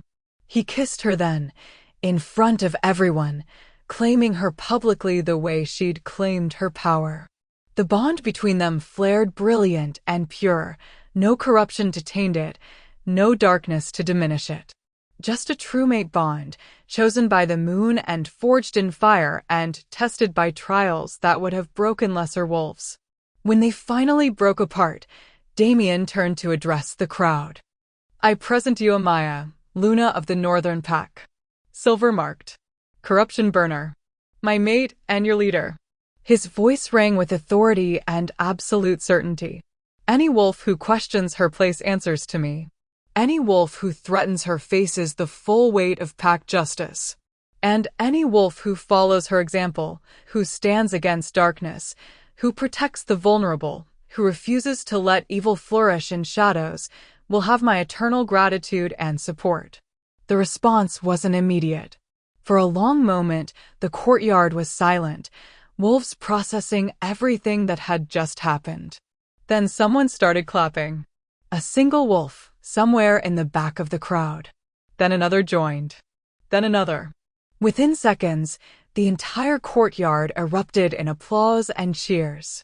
Wolves howling their acceptance, their joy, their relief that the corruption was finally gone and the Luna who'd burned it away was standing tall and unbroken at their alpha's side.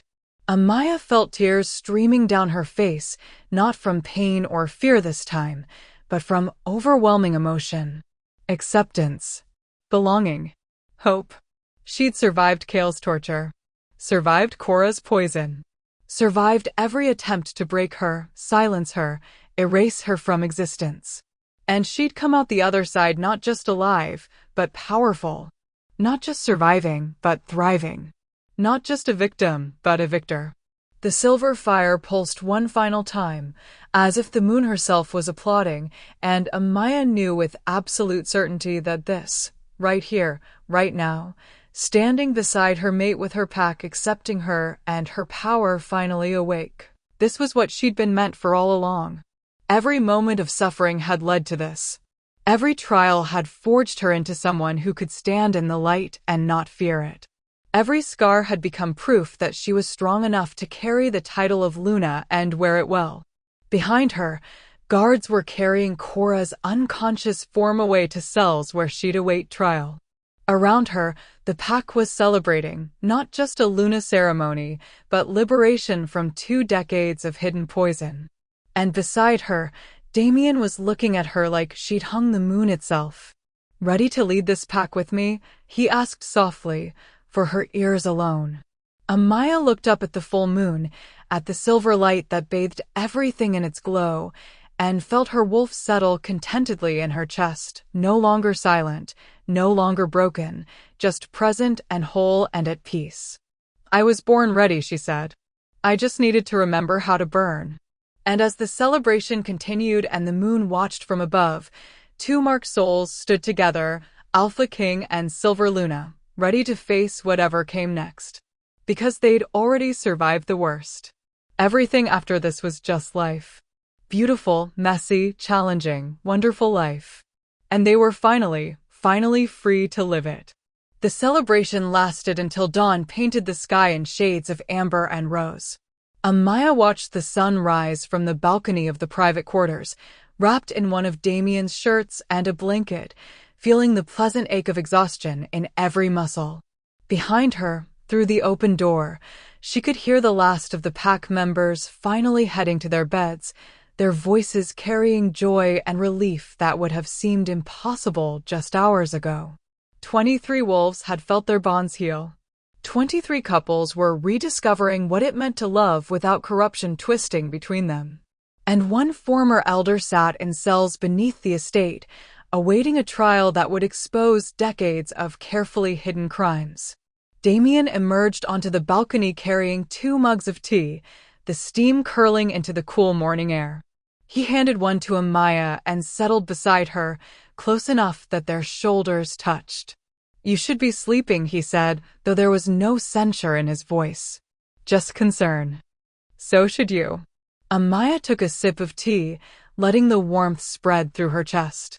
"But somehow sleep feels impossible. Like if I close my eyes, I'll wake up and discover this was all a dream. That I'm still that broken maid hiding bruises and praying nobody notices her. It's not a dream." Damien's hand found hers, lacing their fingers together. "You're here. You're Luna. You burned away a corruption that had been poisoning this pack since before either of us was born. And you did it in front of everyone, with a power that most wolves thought was just legend." Amaya was quiet for a moment, watching the way the sunrise turned the estate grounds golden. Somewhere down there, servants were already beginning morning routines. Guards were changing shifts. Life was continuing, forever altered by what had happened, but continuing nonetheless. Do you think they'll accept me? She asked softly. Really accept me? Not just because they're grateful for what I did last night, but day after day, decision after decision. When the gratitude fades and they're left with a Luna who used to scrub their floors. I think, Damien said carefully, that some will struggle with it. Old prejudices die hard, and there will always be wolves who believe leadership should look a certain way, come from certain bloodlines. He turned to face her fully. But Amaya, you proved last night that you're exactly what this pack needs. Not despite where you came from, but because of it. Because you understand what it means to be overlooked, dismissed, hurt by systems that are supposed to protect you. He reached up to tuck a strand of hair behind her ear, his touch infinitely gentle. You're going to be the kind of Luna who sees the wolves everyone else ignores. Who asks why servants are working themselves to exhaustion, why guards are stationed in impossible rotations, why certain pack members never speak up in council meetings. You're going to make this pack better not by being perfect, but by being someone who knows what it's like to need help and have nobody offer it. Tears pricked at Amaya's eyes again. What if I'm not strong enough? What if the power fades, or I can't control it, or... Then we'll figure it out together. Damien's certainty was absolute. That's what mates do. What partners do. We don't expect each other to be perfect or omnipotent or always right. We just show up, day after day, and do the best we can with what we have. The sun had fully risen now, chasing away the last shadows of night. In the distance, Amaya could see wolves beginning their day, some heading to training grounds, others to workshops, children racing through gardens while their parents called after them. Her pack. Her people. Her responsibility. The weight of it should have been crushing. Instead, it felt like purpose. Marcus came to see me before he left, Damien said after a while. He and Elena are going to spend some time away from the estate, relearning each other without the corruption between them. He asked me to tell you. He paused, choosing his words. He said that his nephew's crimes don't erase the pain Kale caused, but he understands now why you had to survive him however you could. And he's sorry it took him so long to see it. Amaya absorbed that, feeling something tight in her chest finally loosen. Will he come back? To the pack. Eventually. He'll never be Beta again. That position requires trust one don't think I can give him after he defended Cora for so long. But there's a place for him here if he wants it. A chance to rebuild, same as everyone else Cora hurt. That's more than fair, Amaya murmured. Then, after a beat, what happens to her? To Cora? Trial by council. But not the old council. We'll need to appoint new elders. Wolves we can trust who weren't influenced by her manipulations. Damien's expression went hard. The evidence against her is overwhelming. The journal I found documented everything: names, dates, methods. 23 corrupted bonds in our pack alone, and correspondence suggesting at least 40 more across neighboring territories. The scope of it was staggering. 63 wolves, maybe more, whose lives had been twisted by one female's need for power and control. She'll be executed, Amaya said. Not a question. Most likely. Or permanent exile to Roguelands with all bonds severed. Either way, she'll never hurt anyone again. Damien pulled Amaya closer, tucking her against his side. But that's tomorrow's problem. Today we rest. We recover. We let the pack celebrate and heal. And we remember that we won, Amaya. Against impossible odds, against enemies we couldn't see, we won. They sat together as the morning deepened, two souls who'd found each other in darkness and chosen to build something luminous from the wreckage of their pasts. But even in this moment of peace, Amaya couldn't quite shake the feeling that something else was coming. The moon goddess had shown her fragments of a larger picture, corruption spreading across territories, dark magic being taught and shared, bonds being twisted on a scale that went far beyond just Cora's ambitions. One battle was over. But the war? That was just beginning. 3 months later, Amaya stood in the council chambers addressing a gathering of alphas from across the region. She wore the Luna crown, a new one, forged specifically for her from pure silver and moonstone, blessed by healers and guaranteed free of any corruption. Her silver fire had become something she could call at will now, though it still exhausted her when she used it for extended periods. She'd used it 17 times in the past months, traveling to neighboring packs at their alpha's requests, identifying and burning away corrupted bonds that Cora's network had created. 17 packs. 41 corrupted bonds. And counting. The evidence is clear, Amaya said, her voice carrying authority that came from both her power and her lived experience. What Cora created wasn't limited to our territory. She built a network, elders and healers and advisors across multiple packs, all working together to corrupt mate bonds for reasons we still don't fully understand. She gestured to the maps spread across the council table, each one marked with locations where dark magic had been found. Some corruptions were targeted, specific wolves whose power or bloodlines made them threats. Others seem almost random, as if they were practicing or experimenting. But all of them share the same signature, the same technique. They were taught by someone, coordinated by someone. You think there's someone above Cora, one of the visiting alphas said. Not a question. I know there is. Amaya's silver eyes swept the assembled leaders. Because Cora's journal mentioned a teacher. Someone she called the architect who provided the original techniques and knowledge. Someone who's been working towards something larger than just corrupted bonds. Silence fell over the chamber, heavy with implications. So, what do we do? Another alpha asked. How do we fight an enemy we can't identify? Amaya looked at Damien, who nodded encouragement. We start by protecting our own packs, she said. We train wolves to recognize the signs of bond corruption. We establish protocols for identifying and reporting suspected dark magic. We create networks of communication so that if one pack discovers something, all packs know about it immediately. She moved to stand at the head of the table, and despite being younger than everyone else in the room, despite her history as a servant, every alpha present gave her their full attention. And we remember what Cora's corruption did to our people. How it twisted love into pain, partnership into possession, bonds that should have been blessings into cages. Her voice rang with conviction. We remember, so that when we find the architect, and we will find them, we'll have the resolve to do what's necessary to end their work permanently. The alphas exchanged glances, then one by one they nodded their agreement. They'd seen what Amaya could do, witnessed her power firsthand when she'd healed their pack's corrupted bonds.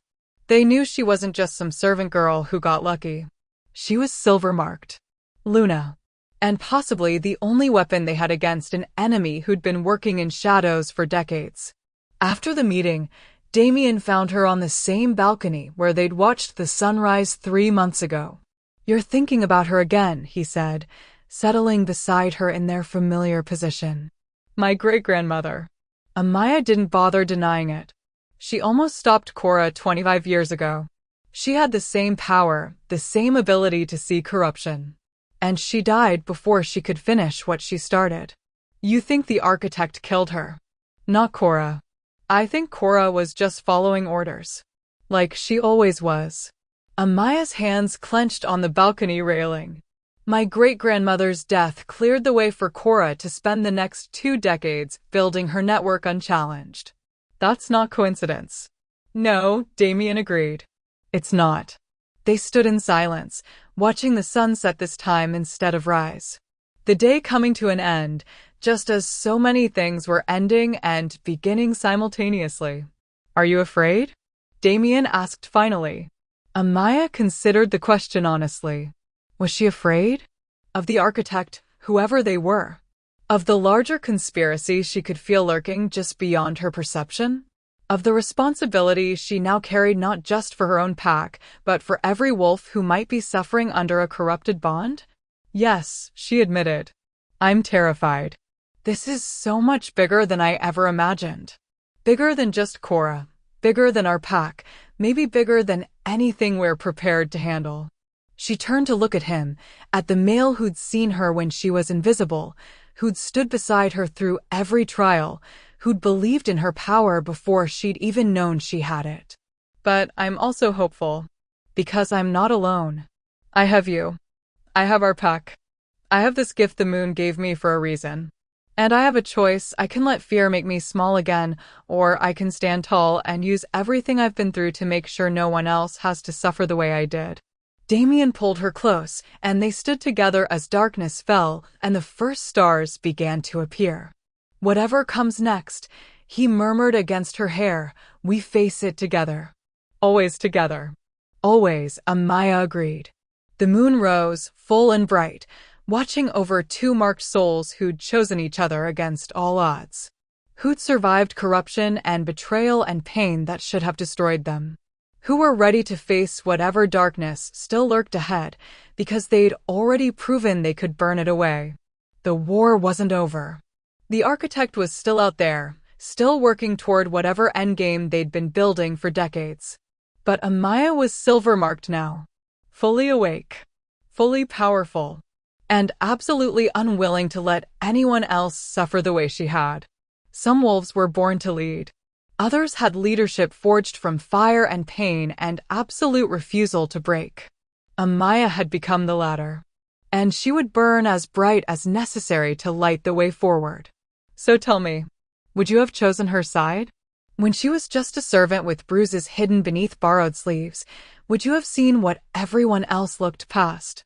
Would you have believed her when she stood in that council chamber and recounted 3 years of systematic torture? Or would you have been among those who thought there must be another explanation, another side to the story, because surely mates don't hurt each other like that? Would you have trusted the invisible girl, or dismissed her the way so many did? Because that's the truth Amaya learned, power doesn't make you visible. Pain doesn't make you sympathetic. Sometimes, you have to burn bright enough that people can't look away before they finally see you. And the question we all have to ask ourselves is, what do we do when we finally see?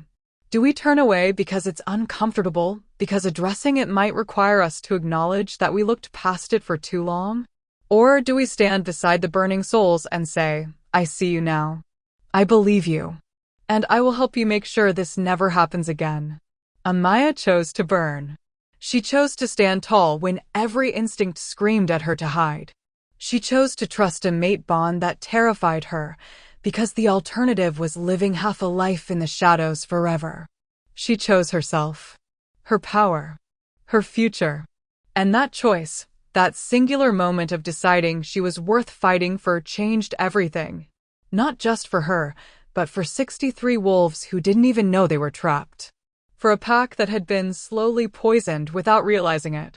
For an entire territory of wolves who needed to be reminded that some lights are meant to burn so bright they illuminate everyone's darkness. Is she a hero? Or just a girl who refused to let the world erase her? Maybe she's both. Maybe that's what heroism actually is, not being fearless, but being terrified and burning anyway. If this story lit something inside you, if Amaya's fire kindled your own, then subscribe to Shayla's Romance Library. Because this is where we tell the stories nobody else will touch. The ones about wolves who were broken and chose to become unbreakable. About mates who see past the surface to the soul underneath. About power that was always there, just waiting for someone brave enough to claim it. This is where invisible wolves become silver flames. This is where the overlooked become unforgettable. This is where you come when you need to remember that surviving is just the first step. Thriving is what comes after. So hit that subscribe button. Join Shayla's Romance Library. And let's keep burning together. Because Amaya's story isn't over. The architect is still out there. And there are more wolves who need their corruption burned away. More invisible ones who need to be seen. More flames waiting to be kindled. And we're going to light them all. One story at a time. Welcome to Shayla's Romance Library, where romance meets rebellion, and every wolf gets the ending they deserve.